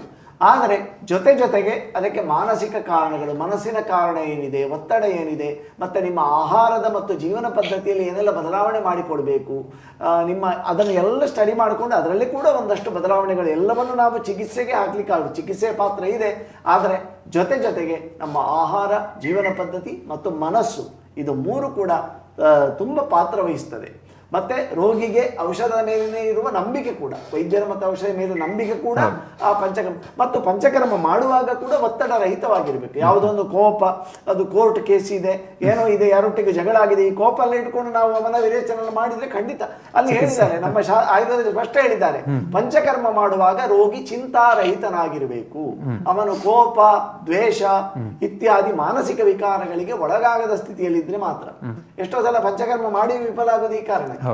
ಯಾಕಂದ್ರೆ ವೈದ್ಯರು ಕೂಡ ಗಡಿಬಿಡಿಯಲ್ಲಿ ಇರ್ತಾರೆ, ಇವರಿಗೊಂದು ಪಂಚಕರ್ಮ ಮಾಡಬೇಕು ಅಂತ. ಅವರು ಮೊದಲಕ್ಕೆ ಅವರ ಮಾನಸಿಕ ಕಾರಣಗಳನ್ನು ವರ್ಕೌಟ್ ಮಾಡಿ ಕೌನ್ಸಿಲಿಂಗ್ ಮಾಡುವಷ್ಟು ಸಮಯವನ್ನು ವೈದ್ಯರು ತಗೊಳ್ಳುವುದಿಲ್ಲ. ಆದ ಕಾರಣ ಪಂಚಕರ್ಮ ಮಾಡಿ ಪ್ರಯೋಜನ ಆಗಲಿಲ್ಲ ಎನ್ನುವ ಸ್ಥಿತಿಯನ್ನು ಉಂಟಾಗ್ತದೆ. ಖಂಡಿತವಾಗಿ ಅಮ್ಮ, ನಿಮಗೆ ಆ ಮೈಗ್ರೇನ್ ಅರ್ಧಾವಭೇದಕ ಅಂತ ನಮ್ಮ ಆಯುರ್ವೇದಕ್ಕಲ್ಲಿ ಹೇಳಿದ್ದಾರೆ. ಖಂಡಿತವಾಗಿ ಅದಕ್ಕೆ ವಿರೇಚನ ಅಂತ ಹೇಳಿದೆ, ಬಸ್ತಿ ಕರ್ಮ ಇದೆ, ನಸ್ಯ ಕರ್ಮ ಇದೆ, ಈ 3 ಸ್ಟೆಪ್ ಇದೆ. ಅಲ್ಲದೆ ರಕ್ತ ಮೋಕ್ಷಣ ಅಂದ್ರೆ ರಕ್ತಸ್ರಾವ, ಅದಕ್ಕೆ ಒಂದು ಕ್ರಮ ಇದೆ ಈ ಲಲಾಟ ಭಾಗದಲ್ಲಿ ಮಾಡುವಂಥದ್ದು. ಇದು ಈ 4 ಸ್ಟೆಪ್ಪನ್ನು ಅನುಸರಿಸುವುದರ ಮೂಲಕ ಖಂಡಿತವಾಗಿ ನಿಮ್ಮ ಆ ತಲೆನೋವನ್ನು ಗುಣಪಡಿಸಬಹುದು. ಸರ್ ಇನ್ನೊಂದು ಸರ್, ಈ PCODಗೆ ಇದರಲ್ಲಿ ಏನಾದ್ರು ಎಫೆಕ್ಟಿವ್ ಆಗಿರ್ಬೋದಾ? PCOD ಈ ಪಂಚಕರ್ಮ ವಿರೇಚನ ಮತ್ತು ಬಸ್ತಿಕರ್ಮ ಇದು ಎರಡೂ ಕೂಡ PCODಯಲ್ಲಿ ನಾವು ಯೋನಿ ದೋಷ ಅಥವಾ ಆರ್ತವ ದೋಷ ಅಂತ, ಆರ್ತವ ಅಂದರೆ ನಿಮ್ಮ ಈ ಗರ್ಭಾಶಯದಲ್ಲಿ ಆ ಸಿಸ್ಟ್ ಬರುವಂಥದ್ದು, PCOD ಪಾಲಿಸಿಸ್ಟಿಕ್ ಓವರಿಯನ್ ಡಿಸೀಸ್ ಅಂತಂದರೆ ಅಂಡಾಶಯದಲ್ಲಿ ಗುಳ್ಳೆ ಇರುವಂಥದ್ದು. ಅದರಿಂದಾಗಿ ಹಾರ್ಮೋನ್ ವೇರಿಯೇಷನ್ ಮತ್ತು ಅದರಿಂದಾಗಿ ಮುಟ್ಟಿನಲ್ಲಿ ಏರುಪೇರಾಗುವಂಥದ್ದು, ಅದರಿಂದಾಗಿ ಮದುವೆ ಆದಮೇಲೆ ಮಕ್ಕಳಾಗದೇ ಇರುವಂಥದ್ದು, ಇನ್ಫರ್ಟಿಲಿಟಿ. ಇವತ್ತು ಮಾತ್ರ ನೀವು ಹೇಳಿದ್ದು ಬಹಳ ಒಳ್ಳೆಯ ಪ್ರಶ್ನೆ ಅಮ್ಮ, ಬಹಳ ಪ್ರಸ್ತುತವಾದ್ದು. ಇವತ್ತು ಸಣ್ಣ ಪ್ರಾಯದ ಹುಡುಗಿಯರಲ್ಲೂ ಕೂಡ PCOD ಸಮಸ್ಯೆ ಕಾಮನ್ ಆಗಿದೆ. ಎಲ್ಲರನ್ನು 100 ಜನರ ಹುಡುಗಿಯರನ್ನು, ಸಣ್ಣ ಪ್ರಾಯದವರನ್ನು ನಾವು ಸರ್ವೆ ಮಾಡಿದರೆ, ಪರಿವೀಕ್ಷಣೆ ಮಾಡಿದರೆ ಖಂಡಿತವಾಗಿ ಒಂದು 70 ಜನರಲ್ಲಿ PCOD ಸಮಸ್ಯೆ ಇದೆ. ಕಾರಣ ಏನಂದರೆ ಈಗಿನ ಫುಡ್ ಸಿಸ್ಟಮ್, ನಾವು ತಗೊಳ್ಳೋ ಆಹಾರ ಮತ್ತು ಲೈಫ್ ಸ್ಟೈಲು ಎಲ್ಲ ಪಾತ್ರ ವಹಿಸ್ತದೆ. ಆದ ಕಾರಣ ಸ್ವಲ್ಪ ಲೈಫ್ ಸ್ಟೈಲ್ ಚೇಂಜಸ್ ಒಟ್ಟಿಗೆ ಜೊತೆಗೆ PCOD ಸಮಸ್ಯೆಯನ್ನು ಪಂಚಕರ್ಮದ ಮೂಲಕ, ನಂತರ ಮೆಡಿಕೇಶನ್ ಖಂಡಿತವಾಗಿ ಅಗತ್ಯ ಇರ್ತದೆ, ಔಷಧ ಅಗತ್ಯ ಇದೆ. ಆದರೆ ಸ್ಟೆಪ್ ಆ ರೀತಿ ಹೋಗಬೇಕು. ವಿರೇಚನ ಕರ್ಮ, ಬಸ್ತಿ ಕರ್ಮ, ಆ ರೀತಿಯಲ್ಲಿ ಅದಕ್ಕೆ ಹೋದರೆ ಖಂಡಿತವಾಗಿ PCOD ಪಾಲಿಸಿಸ್ಟಿಕ್ ಓವರಿಯನ್ ಡಿಸೀಸ್ ಅದಕ್ಕೆ ಕೂಡ ಖಂಡಿತವಾಗಿ ಸೊಲ್ಯೂಷನ್ ಇದೆ. ಆದರೆ ಇದನ್ನು ರೋಗಿಯನ್ನು ಪರೀಕ್ಷೆ ಮಾಡಿ ಅವರ ಆ ಕಂಡೀಷನ್ ಇದು ಮಾಡಿಕೊಂಡು ಅವರ ಫುಡ್ಡು ಹ್ಯಾಬಿಟ್ಟು, ಲೈಫ್ ಸ್ಟೈಲು, ಅವರ ನಿದ್ರೆ, ಅವರ ಎಲ್ಲವನ್ನು ಸ್ಟಡಿ ಮಾಡಬೇಕಾಗ್ತದೆ. ಅವರ ಮನಸ್ಸಿನ ಕಂಡೀಷನು ಎಲ್ಲ ನೋಡಿಕೊಂಡು ನಾವು ಅದಕ್ಕೆ ಸೊಲ್ಯೂಷನ್ ಕೊಡಬಹುದು. ಖಂಡಿತವಾಗಿ ಪರಿಹಾರ ಇದೆ ಅಮ್ಮ. ತಮ್ಮ ಪ್ರಶ್ನೆಗೆ ಉತ್ತರ ನಿಮಗೆ ಸಿಕ್ಕಿದೆ ಅಂತ ನಾನು ಭಾವಿಸ್ತೇನೆ. ಥ್ಯಾಂಕ್ ಯು ಅರ್ಪಿತರವರೇ ಕರೆ ಮಾಡಿರುವುದಕ್ಕೆ. ಈಗ ನಾವು ಈ ತರ ಮಾತಾಡ್ತಾ ಇದ್ದೀವಿ, ವಮನ, ವಿರೇಚನ, ಬಸ್ತಿ. ಆದ್ರೆ ಬಸ್ತಿಗೆ ಒಂದು ಮಾಡಲಾಗದ ಕಂಡೀಷನ್ ಅಂತ ಇಲ್ಲ, ಎಲ್ಲ ಸಮಯದಲ್ಲಿ ಎನಿಮಾ ಅದು ಯಾರಿಗೂ ಕೂಡ. ಆದ್ರೆ ಯೋಗಗಳು ಬೇರೆ ಬೇರೆ ಇರಬಹುದು. ಈಗ ನಾನು ಹೇಳಿದೆ ಆಮವಾತ ಅಂತ ಇದೆ, ರುಮಟಾಯ್ಡ್ ಆರ್ಥರೈಟಿಸ್. ರುಮಟಾಯ್ಡ್ ಆರ್ಥರೈಟಿಸ್ ಅಲ್ಲಿ ಮತ್ತೆ ಬಸ್ತಿ ಮೇವ ಚಿಕಿತ್ಸೆ ಅಂತ. ಈ ಎಲ್ಲ ಪಂಚಕರ್ಮ ಚಿಕಿತ್ಸೆಗಳಲ್ಲಿ ಬಸ್ತಿ ಅಂದ್ರೆ ಒಂದು ರಾಜನಾಗಿ, ಬಸ್ತಿ ಚಿಕಿತ್ಸೆ, ಎನಿಮಾ ಥೆರಪಿ ಅಂದ್ರೆ ಕಿಂಗ್ ಆಫ್ ದ ಟ್ರೀಟ್ಮೆಂಟ್ ಅಂತ.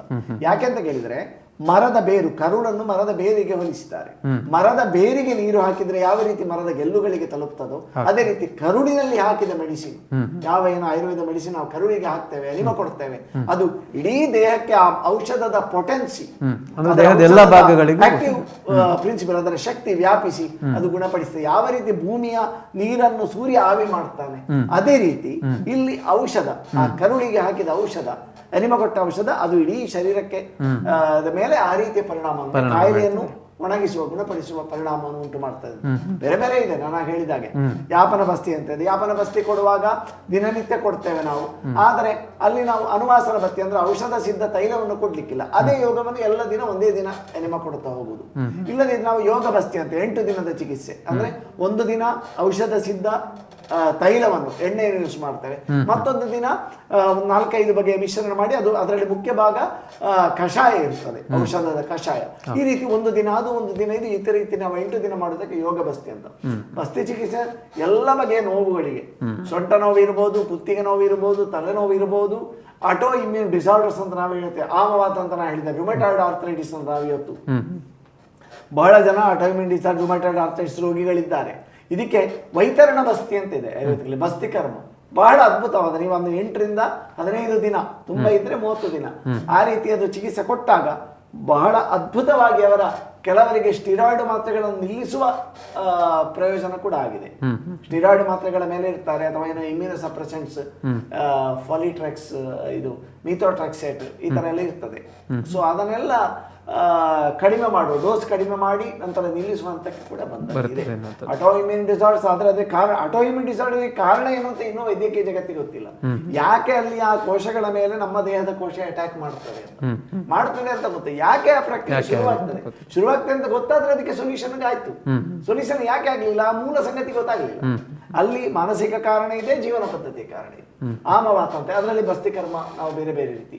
ಮತ್ತೆ ಸಂಧಿವಾತದಲ್ಲಿ ಬೇರೆ ಇದೆ, ಗೃದ್ರಸಿ ಅಂತ, ಸಯಾಟಿಕ ಅಂತ ನಾವು ಹೇಳ್ತೇವೆ, ಸೊಂಟದಿಂದ ಕೆಳಗಡೆ ಹರಿಯುವ ನೋವು. ಸೊಂಟ ನೋವು ಇವತ್ತು ಕಾಮನ್ ಆಗಿದೆ. ಅದರಲ್ಲಿ ಕೂಡ ಬಸ್ತಿ ಕರ್ಮ ತುಂಬಾ ಅದ್ಭುತವಾದ ಪರಿಣಾಮ, ಅದ್ಭುತ. ಪೇನ್ ಕಿಲ್ಲರ್ ಯಾವುದು ಅಗತ್ಯ ಇಲ್ಲದ ಸ್ಥಿತಿ ನಿರ್ಮಾಣ ಆಗ್ತದೆ ಬಸ್ತಿ ಚಿಕಿತ್ಸೆಯಲ್ಲಿ. ಮತ್ತೆ ಕಣ್ಣಿನ ಸಂಗತಿಗಳಿಗೂ ಕೂಡ ಬಸ್ತಿಗೆ ಚಿಕಿತ್ಸೆ ಎಷ್ಟೋ ಸಲ ಅದನ್ನು ಯೂಸ್ ಮಾಡ್ತೇವೆ ಬೇರೆ ಬೇರೆ ಕಂಡೀಷನ್ ಅಲ್ಲಿ. ತಲೆನೋವು, ಈಗ ಅವರು ಮೈಗ್ರೇನ್ ಅಂತ ಹೇಳಿದ್ರು, ಮೈಗ್ರೇನ್ ಆಗ ನಾವು ವಿರೇಚನ ಬಸ್ತಿ ಮಾಡಿ ಮತ್ತೆ ನಸ್ಯಕರ್ಮಕ್ಕೆ ಬರ್ತೇವೆ. 7 ದಿನ ನಸ್ಯಕರ್ಮ ಮಾಡುವಂತ ಸ್ಥಿತಿಗೆ ಇದಾಗ್ತದೆ. ಅರ್ಧಾಭೇದಕದ ಮೈಗ್ರೇನ್ ಅಂತ ಮಾಡ್ತೇವೆ. ಸೈನಸೈಟಿಸ್ ಅದರಲ್ಲಿ ಕೂಡ ನಸ್ಯಕರ್ಮ ತುಂಬಾ ಪ್ರಯೋಜನ ಆಗ್ತದೆ. ಕಿವಿ ಸೋರುದು, ಕಿವಿಯ ನೋವು, ಇದಕ್ಕೆ ಕೂಡ ನಸ್ಯಕರ್ಮ ತುಂಬಾ ಪ್ರಯೋಜನ ಆಗ್ತದೆ. ಆದ್ರೆ ಈ ಪಂಚಕರ್ಮಗಳಲ್ಲದೆ ಬೇರೆ ರೀತಿಯ ಚಿಕಿತ್ಸೆಗಳು ಉಪಚಿಕಿತ್ಸೆಗಳು ಅಂತ. ಈಗ ಸಾಮಾನ್ಯವಾಗಿ ಮೇಲಿಂದ ಮೇಲೆ ಅದನ್ನು ಮಾಡಿಕೊಂಡು ನಂಗೆ ಪಂಚಕರ್ಮ ಆಗಿದೆ ಅಂತ ಹೇಳ್ತಾರೆ. ಯಾವುದು? ಪತ್ರಪಿಂಡ ಸ್ವೇದ ಅಂತ ಇದೆ.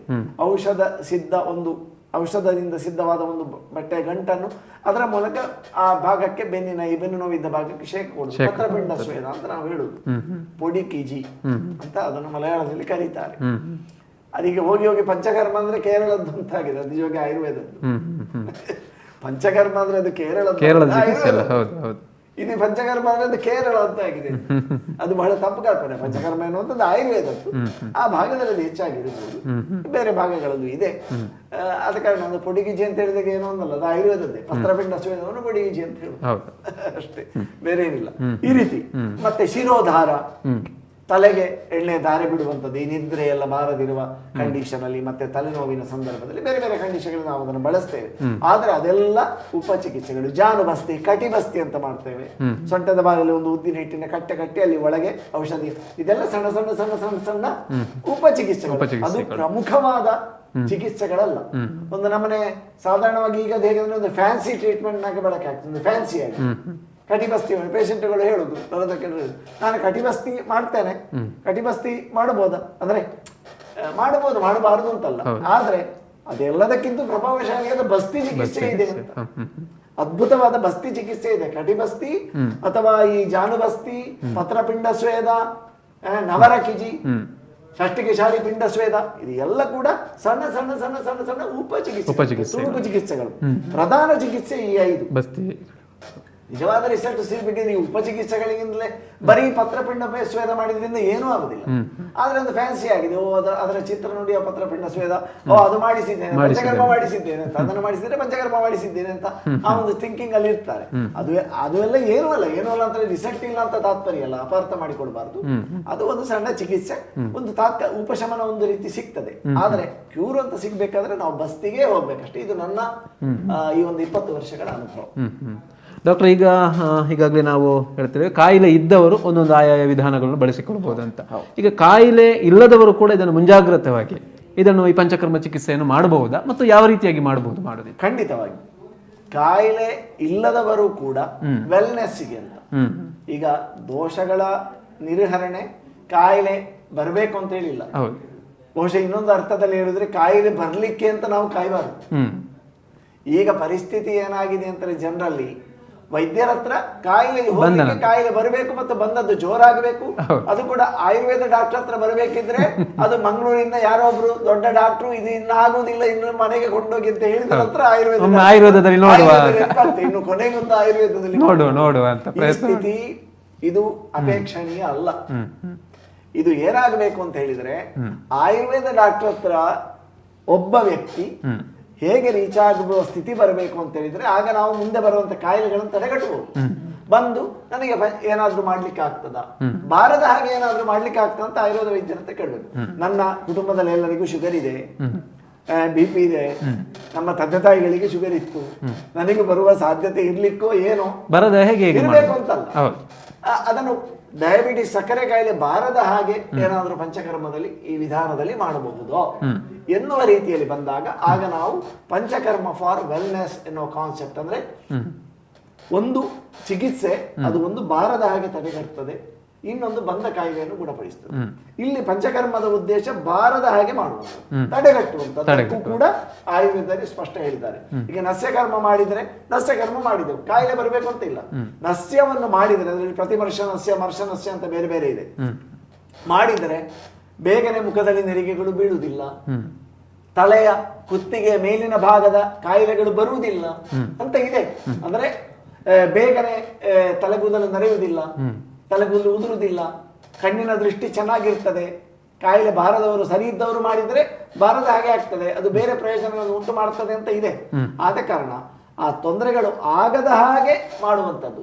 ವಯಸ್ತಾಪನ ಅಂತಂದ್ರೆ ಆಂಟಿ ಏಜಿಂಗ್, ವಯಸ್ಸಾಗುವಿಕೆಯನ್ನು ಕಡಿಮೆ ಮಾಡುವಂಥದ್ದು. ರಸಾಯನ ವಾಜೀಕರಣ ಅಂದ್ರೆ ದೇಹದ ಇಮ್ಯುನಿಟಿಯನ್ನು ಜಾಸ್ತಿ ಮಾಡಲಿಕ್ಕೆ ಚಿಕಿತ್ಸೆಗೆ ಬೇಕಾಗಿ ಪಂಚಕರ್ಮವನ್ನು ಮಾಡಿಸುವುದು ಇದೆ. ಈ ರೀತಿ ಇದೆಲ್ಲ ಮಾಡಿದಾಗ ತೊಂದರೆ ಬರುವುದಿಲ್ಲ, ಬಾರದಾಗೆ ಆಗುದಿಲ್ಲ. ಈಗ ನಾವು BP, ಶುಗರ್ ಅಥವಾ ಆಟೋಇಮ್ಯೂನ್ ಡಿಸಾರ್ಡರ್ ನಾವು ತುಂಬಾ ಹೇಳ್ತೇವಲ್ಲ, ಲಿಸ್ಟ್ ಮಾಡಿದೇವಲ್ಲ, ಇದು ಎಲ್ಲ ಲಿಸ್ಟ್.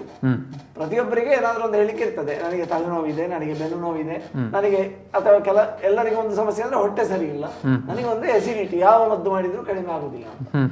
ಆಗ ಎಸಿಡಿಟಿ ಬರಬೇಕು ಅಂತ ಹೇಳಿಲ್ಲ, ಬಾರದೇ ಇದ್ರು ಕೂಡ ಒಂದು ಸಲ ನಾವು ವಾಹನ ತೊಂದರೆ ಮಾಡುವುದಕ್ಕಿಂತ ಮುಂಚೆ ನಾವು ಗ್ಯಾರೇಜ್ ಇದು ಸರ್ವಿಸಿಗೆ ಟೈಮ್ ಸರ್ವಿಸ್ 1 ವರ್ಷ ಇಷ್ಟು ಓಡಿಸಿದ ನಂತರ ಒಂದು ಸರ್ವಿಸ್ ಆಗಬೇಕು ಅಂತ ಅವರು ವಾಹನದ ಅವರು ಹೇಳ್ತಾರೆ. ಇಷ್ಟು ಓಡಿಸಿದ ಕಿರಿಕಿರಿ ಅಂತ ಅಲ್ಲಿ ಶಬ್ದ, ಒಂದು ಕೆಟ್ಟ ಶಬ್ದ ಕೇಳಲಿಕ್ಕೆ ಶುರು ಆದ ಮೇಲೆ ಗ್ಯಾರೇಜಿಗೆ ಇದು ಸರ್ವಿಸಿಗೆ ಹೋಗುದಲ್ಲ. ಅದು ಆಗದಾಗೆ ರೆಗ್ಯುಲರ್ ಸರ್ವಿಸ್. ಈ ಸರಿ ಇದ್ದಾಗಲೇ ಪಂಚಕರ್ಮ ಮಾಡಿಸಿಕೊಳ್ಳುವುದು ಅಂತ ಹೇಳಿದ್ರೆ ಅದು ರೆಗ್ಯುಲರ್ ಸರ್ವಿಸ್. ಡಿಟಾಕ್ಸಿಫಿಕೇಶನ್ ಅಂತ ನಮ್ಮ ದೇಹದಲ್ಲಿ ಬೇರೆ ಬೇರೆ ರೀತಿಯ ಜೀವರಾಸಾಯನಿಕ ಕ್ರಿಯೆಗಳು ಜರುಗುವಾಗ ಕೆಮಿಕಲ್ಸ್ ಎಲ್ಲ ಉತ್ಪತ್ತಿ ಆಗ್ತದೆ. ಇದು ಕೋಶಗಳಿಗೆ ಡ್ಯಾಮೇಜ್ ಉಂಟು ಮಾಡ್ತದೆ ಅಂತ ಆ ಟಾಕ್ಸಿನ್ಸ್, ಆ ಒಂದು ವಿಷಕಾರಿ ಅಂಶಗಳನ್ನು, ಫ್ರೀ ರಾಡಿಕಲ್ಸ್ ಅಂತ ನಾವು ಹೇಳ್ತೇವೆ, ಅದನ್ನು ತೆಗೆಯುವುದಕ್ಕೆ, ಅದನ್ನು ಹೊರಹಾಕುವುದಕ್ಕೆ ಪಂಚಕರ್ಮ ಆ ಚಿಕಿತ್ಸೆಗಳು ಖಂಡಿತವಾಗಿ ಸಹಕಾರಿ. ಮತ್ತೆ ಕರುಳಿನಲ್ಲಿರುವ ಟಾಕ್ಸಿನ್ಸ್ ಗಳನ್ನು ತೆಗೆಯುವುದಕ್ಕೂ ಕೂಡ ನಾನು ಆಗ ಹೇಳಿದೆ ಹೇಗೆ ಕರುಳು ಬಹಳ ಪ್ರಾಮುಖ್ಯ ನಮ್ಮ ಆರೋಗ್ಯದಲ್ಲಿ ಅಂತ. ಅದ ಕಾರಣ Ayurveda for wellness, Ayurveda for cure, panchakarma for wellness, panchakarma for cure. ಮತ್ತೆ ಸಾಮಾನ್ಯವಾಗಿ ನನಗೆ ಇದು ಹೇಳುವಾಗ ಕೆಲವರು ಫೋನ್ ಮಾಡಿ ಕೇಳ್ತಾರೆ, ನಾನು ರೋಗಿಯನ್ನು ನೋಡಿರುವುದಿಲ್ಲ, ಮತ್ತೆ ಅವರು ಫೋನಿನಲ್ಲಿ ಏನು ಹೇಳಿದ್ದು ಅದಷ್ಟೇ ನನಗೆ ಗೊತ್ತಿಲ್ಲ ಲಕ್ಷಣಗಳು. ಫೋನಿನಲ್ಲೇ ಅದಕ್ಕೆ ರೇಟ್ ಎಷ್ಟಾಗ್ತದೆ ಅಂತ ಒಂದು ಕೇಳಿಬಿಡ್ತಾರೆ ಫೋನಿನಲ್ಲಿ. ನಾನು ಇನ್ನೂ ಅವರಿಗೆ ವಿರೇಚನ ಮಾಡಿಸುವುದೋ, ಬಸ್ತಿಕರ್ಮ ಮಾಡಿಸುವುದೋ, ವಿರೇಚನಕ್ಕೆ ಅವರು ಯೋಗ್ಯ ಇದ್ದಾರೋ ತೀರ್ಮಾನ ಆಗಿಲ್ಲ, ಬಸ್ತಿಕರ್ಮಕ್ಕೆ ಅವರ ಕಾಯಿಲೆ ಯೋಗ್ಯ ಇದೆಯೋ ಅಥವಾ ಕಾಯಿಲೆ ಹಿಂದೆ ಏನಿದೆ ಅಂತ ನಾನು ಇನ್ನೂ ತೀರ್ಮಾನ ಮಾಡಿರುವುದಿಲ್ಲ. ಕೆಲವರು ಅದು ಫೋನಿನಲ್ಲಿಯೇ ನಾನು ಅದಕ್ಕೆ ಚಾರ್ಜ್ ಎಷ್ಟಾಗ್ತದೆ ಎನ್ನುವ ಒಂದು, ನಾನು ಇದನ್ನು ಯಾಕೆ ಹೇಳ್ತಾ ಇದ್ದೇನೆ ಅಂತ ಹೇಳಿದ್ರೆ, ತನ್ನ ಕಾಯಿಲೆ ಏನು ಮತ್ತೆ ಅದಕ್ಕೆ ಸೂಕ್ತವಾದ ಚಿಕಿತ್ಸೆ ಯಾವುದು ಎನ್ನುವುದರ ಕಡೆಗೆ ರೋಗಿಯ ಗಮನ ಹೆಚ್ಚಿರಬೇಕಲ್ಲದೆ ಮತ್ತೆ ಅದೆಲ್ಲ ಹೋಗಿ ತೀರ್ಮಾನ ಆದ್ಮೇಲೆ ಮತ್ತೆ ಅದನ್ನು ವೈದ್ಯರು ಹೇಳ್ತಾರೆ ಯಾವ ಚಿಕಿತ್ಸೆಗಳನ್ನು ಯೋಜಿಸಿದ್ದಾರೆ ಎನ್ನುವುದರ ಮೇಲೆ ಮೊದಲೇ ಡಾಕ್ಟರ್ ಹೇಳ್ತಾರೆ ಇದಕ್ಕೆ ಇಷ್ಟು ಖರ್ಚು ಬೀಳಬಹುದು ಅಂತ.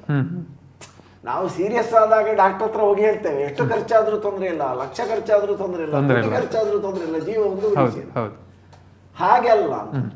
ನಾವು ಮೊದಲೇ ಸ್ವಲ್ಪ ಖರ್ಚಾದ್ರೂ ತೊಂದರೆ ಇಲ್ಲ, ಕಾಯಿಲೆ ಬಾರದ ಹಾಗೆ ಏನು ಮಾಡಬೇಕು ಎನ್ನುವುದನ್ನು ಪ್ರತಿಯೊಬ್ಬ ಮಾಡಿದ್ರೆ ನಮ್ಮ ದೇಶದಲ್ಲಿ ಇಷ್ಟು ಎಂತದು ಭಾರತ ಡಯಾಬಿಟಿಸಿನ ರಾಜಧಾನಿ ಆಗ್ತದೆ ಎನ್ನುವ ಹೇಳಿಕೆ ಉಂಟಾಗ್ತಿರ್ಲಿಲ್ಲ ಎಲ್ಲರಿಗೂ ಈ ಚಿಂತನೆ ಬಂದ್ರೆ. ಆದ ಕಾರಣ ವಮನ ಇರ್ಬೋದು, ವಿರೇಚನ, ಬಸ್ತಿ, ನಸ್ಯ, ರಕ್ತಮೋಕ್ಷ ಎಲ್ಲವೂ ಕೂಡ ಈಗ ಬಸ್ತಿ ಚಿಕಿತ್ಸೆಯನ್ನು ನಾವು ಎಲ್ಲ ವಾತ ಸಂಬಂಧಿ ವ್ಯಾಧಿಗಳಲ್ಲಿ, ಆಟೋಇಮ್ಯೂನ್ ಡಿಸಾರ್ಡರ್ಗಳಲ್ಲಿ ಅಂತೂ ಖಂಡಿತ, ಆದ್ರೆ ಬೇರೆ ಈಗ ಥೈರಾಯ್ಡ್ ಸಮಸ್ಯೆಯಲ್ಲಿ ಕೂಡ ನಾವು ವಮನವನ್ನು ಬಳಸ್ತೇವೆ, ವಮನ ಕರ್ಮವನ್ನು. ಬಸ್ತಿ ಚಿಕಿತ್ಸೆಯನ್ನು, ಎನಿಮಥೆರಪಿಯನ್ನು ಬೇರೆ ಬೇರೆ ಕಾಂಬಿನೇಷನ್ಸ್ ಇದೆ, 100 ಯೋಗಗಳಿದೆ. ನಿಮ್ಗೆ ಅಷ್ಟೇ 100 ಯೋಗಗಳಿದೆ, ಒಂದೇ ಅಲ್ಲ, ಎಲ್ಲರಿಗೂ ಒಂದೇ ಔಷಧವನ್ನು ಬಸ್ತಿ ಕೊಡ್ತಾ ಹೋಗುದು. 100 ಯೋಗಗಳ ಆಯ್ಕೆಯನ್ನು ಆಯುರ್ವೇದ ಶಾಸ್ತ್ರದಲ್ಲಿ ಕೊಟ್ಟಿದ್ದಾರೆ. ಅದರಲ್ಲಿ ಆ ರೋಗಿಗೆ ಯಾವುದು ಸೂಕ್ತ ಅಂತ ಹೇಳಿಕೊಂಡು ಆ ಚಿಕಿತ್ಸೆಯನ್ನು ಮಾಡುವಂಥದ್ದು. ನೋವುಗಳ ಅಥವಾ ಈಗ ಪಕ್ಷಾಘಾತ ಅಂತ ಉಂಟು, ಪಕ್ಷಾಘಾತ ಅಂತ ಹೇಳಿದ್ರೆ ಕೂಡ ಸಾಮಾನ್ಯ ಎಲ್ಲ ಹಳ್ಳಿ ಮದ್ದಿಗೆ ಅಂತ ಹೋಗ್ತಾರೆ, ಉದ್ದಿಸುವುದು ಅಂತ. ಆದ್ರೆ ಆಯುರ್ವೇದದಲ್ಲಿ ಪಕ್ಷಾಘಾತೆ ವಿರೇಚನ ಅಂತ, ವಿರೇಚನ ಕರ್ಮವನ್ನು ಮಾಡಿಸಬೇಕು ಪಕ್ಷವಾತ ಆದಾಗ ಅಂತ ಹೇಳಿದ್ದಾರೆ. ಆದ್ರೆ ಅಲ್ಲಿ ಜನರು ತೆಗೆದು ಹಳ್ಳಿ ವೈದ್ಯ ಅಂದ್ರೆ ಮಸಾಜ್ ಅಷ್ಟಕ್ಕೆ ಸೀಮಿತವಾಗಿ ಲೇಪ ಹಾಕುದು, ಕೈಗೆ ಲೇಪ ಹಾಕುದು, ಇಷ್ಟಕ್ಕೆ ಸೀಮಿತ ಆಗುತ್ತೆ. ಹಾಗಾದ್ರೆ ನಿಜವಾದ ಆಯುರ್ವೇದದ ಕಾನ್ಸೆಪ್ಟ್ ಏನು ಪಂಚಕರ್ಮದ್ದು ಅಂತ ಹೇಳಿದ್ರೆ ಅದು ಗೊತ್ತಿದ್ದವರಿಗೆ ಈ ರೀತಿ ಇರ್ತದೆ. ಪಕ್ಷಾಘಾತದಲ್ಲಿ ವಿರೇಚನ ಕರ್ಮ, ಅಲ್ಲಿ ನಸ್ಯ ಮಾಡಿಸುದಿದ್ರು ಅಲ್ಲಿ ಬೇರೆ ರೀತಿಯ ನಸ್ಯವನ್ನು ಬಳಸಬೇಕಾಗ್ತದೆ. ಆದ ಕಾರಣ ನೋಡಿಕೊಂಡು ನಾವು ಈಗ ನಸ್ಯದಲ್ಲಿ ಬೇರೆ ಬೇರೆ ಪ್ರಕಾರ ಇದೆ. ಎಣ್ಣೆ ಹಾಕ್ಬೇಕು ಅಂತ ಇಲ್ಲ, ಮೂಗಿಗೆ ಚೂರ್ಣಗಳನ್ನು ನಸ್ಯವಾಗಿ ಬಳಸುವಂತದ್ದಿದೆ, ಅಥವಾ ಒಂದು ಔಷಧಗಳನ್ನು ಒಂದು ಚಟ್ನಿಯಾಗಿ ಪೇಸ್ಟಿನಾಗಿ ಮಾಡಿ ಅದನ್ನು ಹಿಂಡಿ ಅದರ ರಸವನ್ನು ಮೂಗಿಗೆ ಬಿಡುವಂಥದ್ದು. ನಿಮಗೆ ಒಂದು ಬಹಳ ಸಿಂಪಲ್ ಆದ ವಿಷಯ ಹೇಳ್ತೇನೆ, ಮೂಗಿನಿಂದ ರಕ್ತಸ್ರಾವ ಆದಾಗ ನಾಸಾಗತ ರಕ್ತಪಿತ್ತ, ಕಬ್ಬಿನ ರಸವನ್ನು ಮೂಗಿಗೆ ಬಿಡುವುದು ತುಂಬಾ ಪ್ರಯೋಜನ. ಸಿಂಪಲ್ ಹೋಮ್ ರೆಮಿಡಿ, ಇದು ನಸ್ಯವೇ ಅಂತ. ಇದು ಆಯುರ್ವೇದದಲ್ಲಿ ಹೇಳಿದ ವಿಧಾನವೇ. ಇನ್ನು ಈ ಗರಿಕೆ ಅಂತ ಉಂಟು, ಗರಿಕೆಯನ್ನು ಜಜ್ಜಿ ಅದರ ರಸವನ್ನು ಮೂಗಿಗೆ ಬಿಡುವಂಥದ್ದು, ಅದು ಮೂಗಿನಿಂದ ರಕ್ತಸ್ರಾವ ಕೆಲವರಿಗೆ ಸಡನ್ ಆದಾಗ ಮತ್ತೆ ಬೇರೆ ಬೇರೆ ಕಾರಣಗಳಿರ್ತದೆ. ಬಟ್ ಸಾಮಾನ್ಯವಾಗಿ ಆಗುವ ರಕ್ತಸ್ರಾವ, ಮೂಗಿನಿಂದ ಆಗುವ ರಕ್ತಸ್ರಾವಕ್ಕೆ ಗರಿಕೆಯ ರಸವನ್ನು ಮೂಗಿಗೆ ಕೆಲವು ಹನಿಗಳಷ್ಟು ಹಾಕುವಂಥದ್ದು ರಕ್ತಸ್ರಾವವನ್ನು ತಡೆಗಟ್ಟುತ್ತದೆ. ಈ ರೀತಿ ಅಂದ್ರೆ ಅದರಲ್ಲೂ ಕೂಡ ವೈವಿಧ್ಯಗಳಿದೆ. ನಾನೀಗ ಹೇಳಿದ್ದು ಒಂದು ಸೂಕ್ಷ್ಮ, ಇದು ಸಮುದ್ರ ಪಂಚಕರ್ಮ ಅಂತ ಹೇಳುವಂಥದ್ದು. ನಾನೀಗ ಹೇಳಿದ್ದು ಕೇವಲ ಅದರ ಒಂದು ಸ್ಕಿಲಿಟನ್, ಅದರ ಒಂದು ಅಸ್ಥಿ ಪಂಜರ ಮಾತ್ರ. ಇನ್ನೂ ಅದು ಬಹಳ ವಿಸ್ತಾರವಾಗಿದೆ, 1000 ಪುಟ ಇರಬಹುದಾದ ವಿಸ್ತಾರ ಎಕ್ಸ್ಪ್ಲನೇಷನ್ ಪಂಚಕರ್ಮ. ಆದ್ರೆ ಜನರಿಗೆ ಅರ್ಥ ಆಗುವುದಕ್ಕೋಸ್ಕರ ಅದನ್ನು ನಾವು ಈ ರೀತಿ ನಾವು ಈಗ ಸಾಮಾನ್ಯವಾಗಿ ಡಾಕ್ಟ್ರೆ ಎಲುಬುಗೆ ಸಂಬಂಧಿಸಿದಂಥ ರೋಗಗಳು ಬಂದಾಗ, ಈಗ ಆಗ್ಲೇ ಹೇಳಿದ್ರಿ ಸೊಂಟ ನೋವು ಅಥವಾ ಗಂಟು ನೋವು ಬಂದಾಗ ಪಕ್ಕನೆ ನಾವು ಎಲುಬಿನ ಇದಕ್ಕೆ ಹೋಗ್ತೇವೆ. ಬಹುಶಃ ಇದು ಆಯಾ ಎಲುಬಿನ ಇದರಿಂದಲೇ ಬರುತ್ತದೆ ಅಥವಾ ಅದಕ್ಕೆ ರೋಗ ಇನ್ನೊಂದು ಮೂಲವೇ ಇರುತ್ತದೆ? ರೋಗದ ಮೂಲ ಬೇರೆ ಇರ್ತದೆ. ಈಗ ಆಟೋಇಮ್ಯೂನ್ ಡಿಸಾರ್ಡರ್ಸ್ ಇಂದಾಗಿ ನಿಮಗೆ ಗಂಟು ನೋವು, ಸೊಂಟ ನೋವು, ಈಗ ನಾನು ರುಮೆಟಾಯ್ಡ್ ಆರ್ಥ್ರೈಟಿಸ್ ಅದೊಂದು ಬೇರೆ ಇರ್ತದೆ. ಅದೇ ರೀತಿ ವಾತರಕ್ತ ಅಂತ ಅಂದ್ರೆ ಗೌಟಿ ಆರ್ಥ್ರೈಟಿಸ್ ಅಂತ ಆಗ ಅವ್ರು ಹೇಳಿದ್ರು, ಯೂರಿಕ್ ಆಸಿಡ್, ಅದು ಮೆಟಾಬಾಲಿಸಮ್ನ ಪ್ರಾಬ್ಲಮ್ ಇರ್ತದೆ, ಅದರೊಳಗಿನ ಚಯಾಪಚಕ್ರಿಯ ಪ್ರಾಬ್ಲಮ್ ಇರ್ತದೆ. ಆದ ಕಾರಣ ಅದು ಆ ಉಪ್ಪಿನಾಂಶ ಜಾಯಿಂಟ್ ಅಲ್ಲಿ ಶೇಖರ ಆಗೋ ಸಮಸ್ಯೆ. ಸೊ ಆ ಕಾರಣವನ್ನು ನೋಡಿಕೊಂಡು ನಾವು ಈ ಚಿಕಿತ್ಸೆಗಳನ್ನು, ಈಗ ನೋಡಿ ರುಮೆಟಾಯ್ಡ್ ಆರ್ಥ್ರೈಟಿಸ್ ನಲ್ಲಿ ಗಂಟು ನೋವು ಬಂದ್ರೆ ಅದು ಗಂಟು ನೋವೇ, ಅದಕ್ಕೆ ನಮ್ಮ ಬಸ್ತಿ ಎನಿಮ ಕೊಡುವ ಔಷಧ ಯೋಗವೇ ಬೇರೆ. ವೈತರಣ ಬಸ್ತಿ, ದಶಮೂಲ ಕ್ಷಾರ ಬಸ್ತಿ ಅಂತ ಹೇಳಿದೆ. ಅದೇ ವಾತರಕ್ತ, ಯೂರಿಕ್ ಆಸಿಡ್ ಹೆಚ್ಚಾಗಿ ಕೊಡುವಾಗ ಮೆಡಿಸಿನ್ ಬೇರೆ ಇರ್ತದೆ ಎನಿಮ ಕೊಡುವಂಥದ್ದು, ಮಂಜಿಷ್ಟಾದಿ ಕಷಾಯ ಬಸ್ತಿ. ಹೇಳುವುದೇನಂತ ಹೇಳಿದ್ರೆ ಅದರ 106 ಬಗೆಯ ವೈವಿಧ್ಯ ಇದೆ. ಆ ಡಯಾಗ್ನೋಸಿಸ್ ಮಾಡಿ ಎಲ್ಲ ಸಲ ಅದನ್ನೇ ಒಂದು ಎಲ್ಲ ಕಾಯಿಲೆಗಳಿಗೂ ಕೊಡುವುದಲ್ಲ. ಅದು ವೈದ್ಯನ ಜಾಣ್ಮೆ, ವೈದ್ಯನ ಸ್ಕಿಲ್, ವೈದ್ಯ ರೋಗಿಯನ್ನು ಯಾವ ರೀತಿ ಕೌನ್ಸಿಲ್ ಮಾಡ್ತಾನೆ, ಅವನ ಮನಸ್ಸನ್ನು ಹೇಗೆ ಪ್ರವೇಶಿಸ್ತಾನೆ, ಮತ್ತೆ ರೋಗಿ ಹೇಗೆ ವೈದ್ಯನ ಚಿಕಿತ್ಸೆಯನ್ನು ತೆಗೆದುಕೊಂಡಿಸ್ತಾರೆ ಎಲ್ಲದರ ಮೇಲೆ ಕೂಡ ಹೋಗ್ತದೆ ಒಂದು ಚಿಕಿತ್ಸೆಯ ಯಶಸ್ಸು. ಅದಕ್ಕೆ ಕೆಲವು ಸಲ ಒಂದು ಕಡೆ ಟ್ರೀಟ್ಮೆಂಟ್ ಅಲ್ಲಿ ಕಮ್ಮಿ ಆಗಲಿಲ್ಲ, ಮತ್ತೊಂದು ಕಡೆ ಕಮ್ಮಿ ಆಯ್ತು, ವಿಷಯ ಒಂದೇ ಇತ್ತು. ಅಂದ್ರೆ ಅಲ್ಲಿ ಅವನ ಮನಸ್ಸಿನ ಪಾತ್ರ, ಸತ್ವ ಅಂತೇಳಿ ನಾವು ಹೇಳ್ತೇವೆ. ನಾವು ಪಂಚಕರ್ಮ ಮಾಡುವಾಗಲೂ ಕೂಡ ಸತ್ವ ಅಂದ್ರೆ ರೋಗಿಯ ಮನಸ್ಸನ್ನು ನಾವು ಪರಿಗಣಿಸಬೇಕಾಗ್ತದೆ. ಸೊ ಅದನ್ನೆಲ್ಲ ನೋಡಿಕೊಂಡು ನಾವು ಆದ ಕಾರಣ ತುಂಬಾ ವಿಶ್ಲೇಷಣೆಗಳಿದೆ ಚಿಕಿತ್ಸೆಯಲ್ಲಿ ಪಂಚಕರ್ಮ ಅಂತ ಹೇಳಿದರೆ. ಸೊ ಪಂಚಕರ್ಮ ಆದ ಕಾರಣ ಸರಿ ಇದ್ದವರು ಕೂಡ ಡಿಟಾಕ್ಸಿಫಿಕೇಶನ್ ಅಂತ ನಾವು ಇದನ್ನು ಸಾಮಾನ್ಯವಾಗಿ ಹೇಳುದು. ಯಾಕಂದ್ರೆ ನಾವು ಪಂಚಕರ್ಮ ಅದು ವಿಷಾಹಾರ ಆಗಿರೋದು ಕೆಲವರಿಗೆ ಗೊತ್ತಾಗುದಿಲ್ಲ, ಸಂಸ್ಕೃತ ಇಂಗ್ಲಿಷ್ ಅಲ್ಲಿ ಹೇಳಿದ್ರೆ ಗೊತ್ತಾಗುತ್ತೆ. ಡಿಟಾಕ್ಸಿಫಿಕೇಶನ್ ಅಂಡ್ ರಿಜ್ಯುವಿನೇಷನ್ ಅಂತ ಹೇಳಿದ್ರೆ ಅದು ಇದೇ ಕಾನ್ಸೆಪ್ಟ್. ಸಾಮಾನ್ಯವಾಗಿ ಡಾಕ್ಟರ್ ನೀವು ಹೇಳಿದ ಹಾಗೆ ಪಂಚಕರ್ಮ ಚಿಕಿತ್ಸೆ ಇದೆ, ಆಯುರ್ವೇದ ಅಂತ ಹೇಳಿದ್ರೆ ಒಂದಷ್ಟು ಹಿಂದಿನ ಸಂಪ್ರದಾಯ ಆಗಿರ್ಬೋದು, ಪುರಾತನ ಕಾಲವಾದ ಇರುವಂಥದ್ದು. ಇದು ಆಧುನಿಕಕ್ಕೆ ಅದು ಪೂರಕವಾಗುವುದಿಲ್ಲ. ಈಗಿನ ಲೈಫ್ ಸ್ಟೈಲ್ ನೀವು ಹೇಳಿದಾಗೆ ಅಥವಾ ಈಗಿನ ಫುಡ್ಡು ಇದಕ್ಕೆಲ್ಲ ಆಯುರ್ವೇದ ಹಿಡಿಯುವುದಿಲ್ಲ ಎನ್ನುವಂಥದ್ದು ಜನರಲ್ಲಿ ಒಂದು ತಪ್ಪು ಕಲ್ಪನೆ ಇದೆ. ಅದನ್ನು ಇಲ್ಲಿ ಪಂಚಕರ್ಮ ಚಿಕಿತ್ಸೆ ಮೂಲಕ ನೀವು ಅದನ್ನು ಹೇಗೆ ವೈಜ್ಞಾನಿಕವಾಗಿ ಸಾಬೀತುಪಡಿಸ್ತೀರಿ ಅಂತ? ಹೌದು, ಅದು ಹೊಂದುವುದಿಲ್ಲ ಎನ್ನುವುದು ಬಹಳ ತಪ್ಪು ಕಲ್ಪನೆ ಅದು. ಯಾಕಂದ್ರೆ ಅದು ಎಲ್ಲಾ ಕಾಲಕ್ಕೆ ಆಯುರ್ವೇದ ಅಂತ ಹೇಳಿದ್ರೆ ಎಲ್ಲಾ ಕಾಲಕ್ಕೆ, ಯಾಕಂದ್ರೆ ಈ ತತ್ವಗಳಿದೆ ಇಲ್ಲ. ಎಲ್ಲಿಯವರೆಗೆ ಈ ಆಯುರ್ವೇದದಲ್ಲಿ ಹೇಳಿದ ತ್ರಿದೋಷಗಳು ವಾತ ಪಿತ್ತ ಕಫ, ಇದು 3 ದೋಷಗಳನ್ನ ದೇಹದಲ್ಲಿ ದೋಷಗಳು. ಪಿತ್ತ ಅಂತ ಹೇಳಿ ನಾವು ಕಫ ಅಂತ ಹೇಳಿದ್ರೆ ಬಾಯಲ್ಲಿ ಬರುವ ಕಫ, ಹಾಗಲ್ಲ.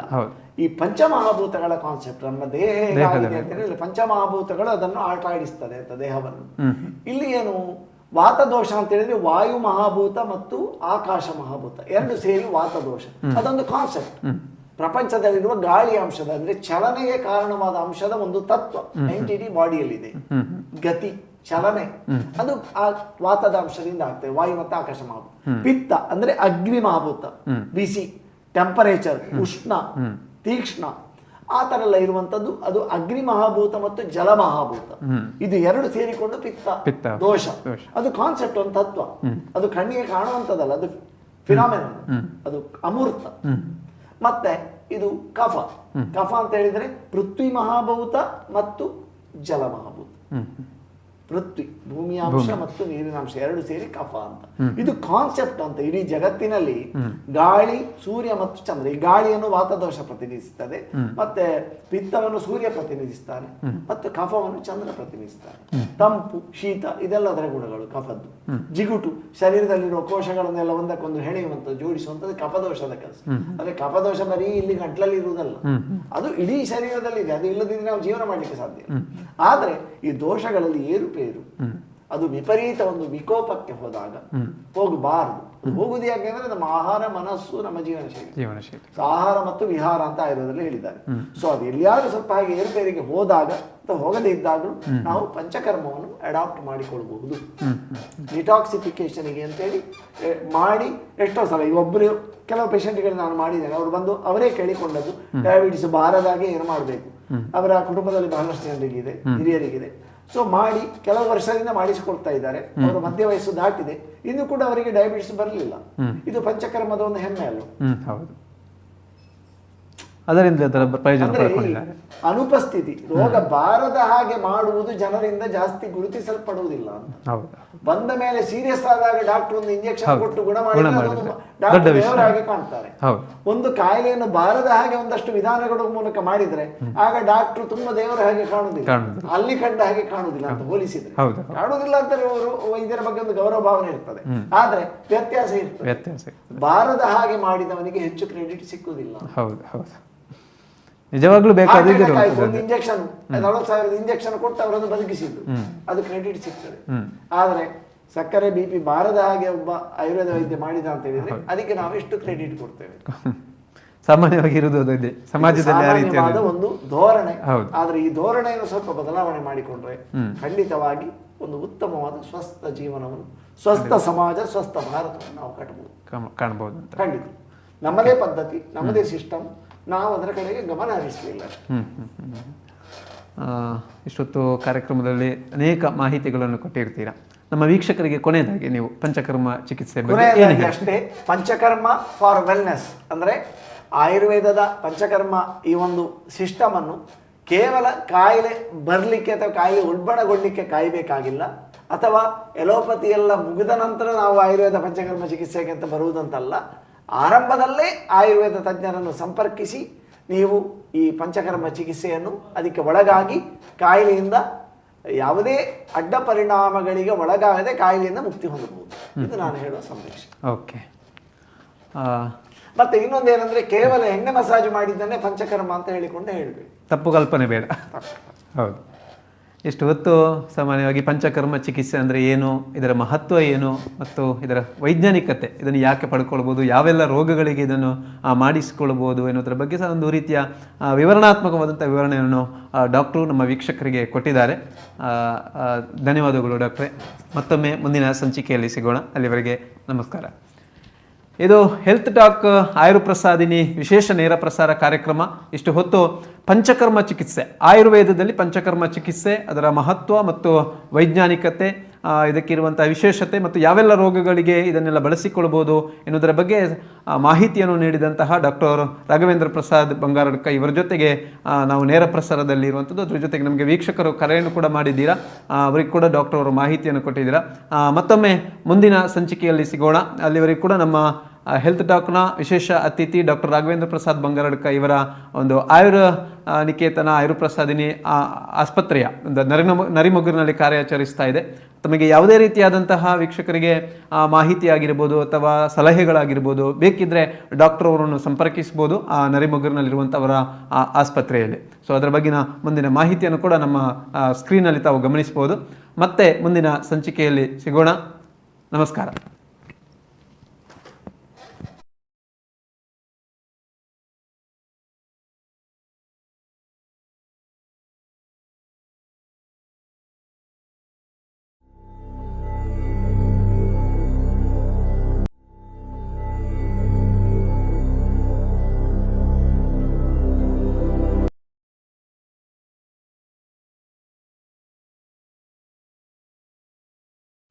ವಿಶ್ವ ವಿನೂತನ ಚಿನ್ನಾಭರಣಗಳ ಹಬ್ಬ ಮುಳಿಯ ಚಿನ್ನೋತ್ಸವ ಇದೇ ನವೆಂಬರ್ 10ರಿಂದ 30ರವರೆಗೆ ಪುತ್ತೂರು ಹಾಗೂ ಬೆಳ್ತಂಗಡಿಯ ಮುಳಿಯಾದಲ್ಲಿ. ಸಾಂಪ್ರದಾಯಿಕ ಆಭರಣಗಳಿಗೆ ಆಧುನಿಕ ಸ್ಪರ್ಶವನ್ನು ನೀಡಿ ತಯಾರು ಮಾಡಿದಂತಹ ಮಹತಿ ಆಂಟಿಕ್ ಕಲೆಕ್ಷನ್. ಪ್ರತಿಯೊಂದು ಸಮಾರಂಭದಲ್ಲೂ ನಕ್ಷತ್ರದಂತೆ ಮಿನುಗಲು ಅಮೂಲ್ಯ ಡೈಮಂಡ್ ಆಭರಣಗಳು. ವೇದಾಂತ್, ಕುಂದನ್ ಮತ್ತು ಪೋಲ್ಕಿ ಡೈಮಂಡ್ ಆರ್ನಮೆಂಟ್ಸ್. ಮುಳಿಯಾ ಸಿಲ್ವರಿಯಾದಲ್ಲಿ 92.5 ಸ್ಟರ್ಲಿಂಗ್ ಬೆಳ್ಳಿಯ ಆಭರಣಗಳು. ಮುಳಿಯಾ ಜುವೆಲ್ಸ್, ಪುತ್ತೂರು ಮತ್ತು ಬೆಳ್ತಂಗಡಿ. ಯಾವ ಲೇಟ್ ಅಲ್ಲಿ పోయి ఈ ఫర్నిచర్ ఇంక మస్తు ఇష్టాన్ని ఇల్లడిపోతాం పోయి బాబా నేను మస్తు ఖుషి అప్పుడు బాబా కుల్లర్ని పుడుసొద్దిచ్చిగే అందు కైతలు తిల్లడు మాట్లాడాలి వీకిదే ఫర్నిచర్ ఉండు ఈరింగ్ దాల్ తెత్తుకోరి పినేజి పోలేరు బేబీ లబా వీకే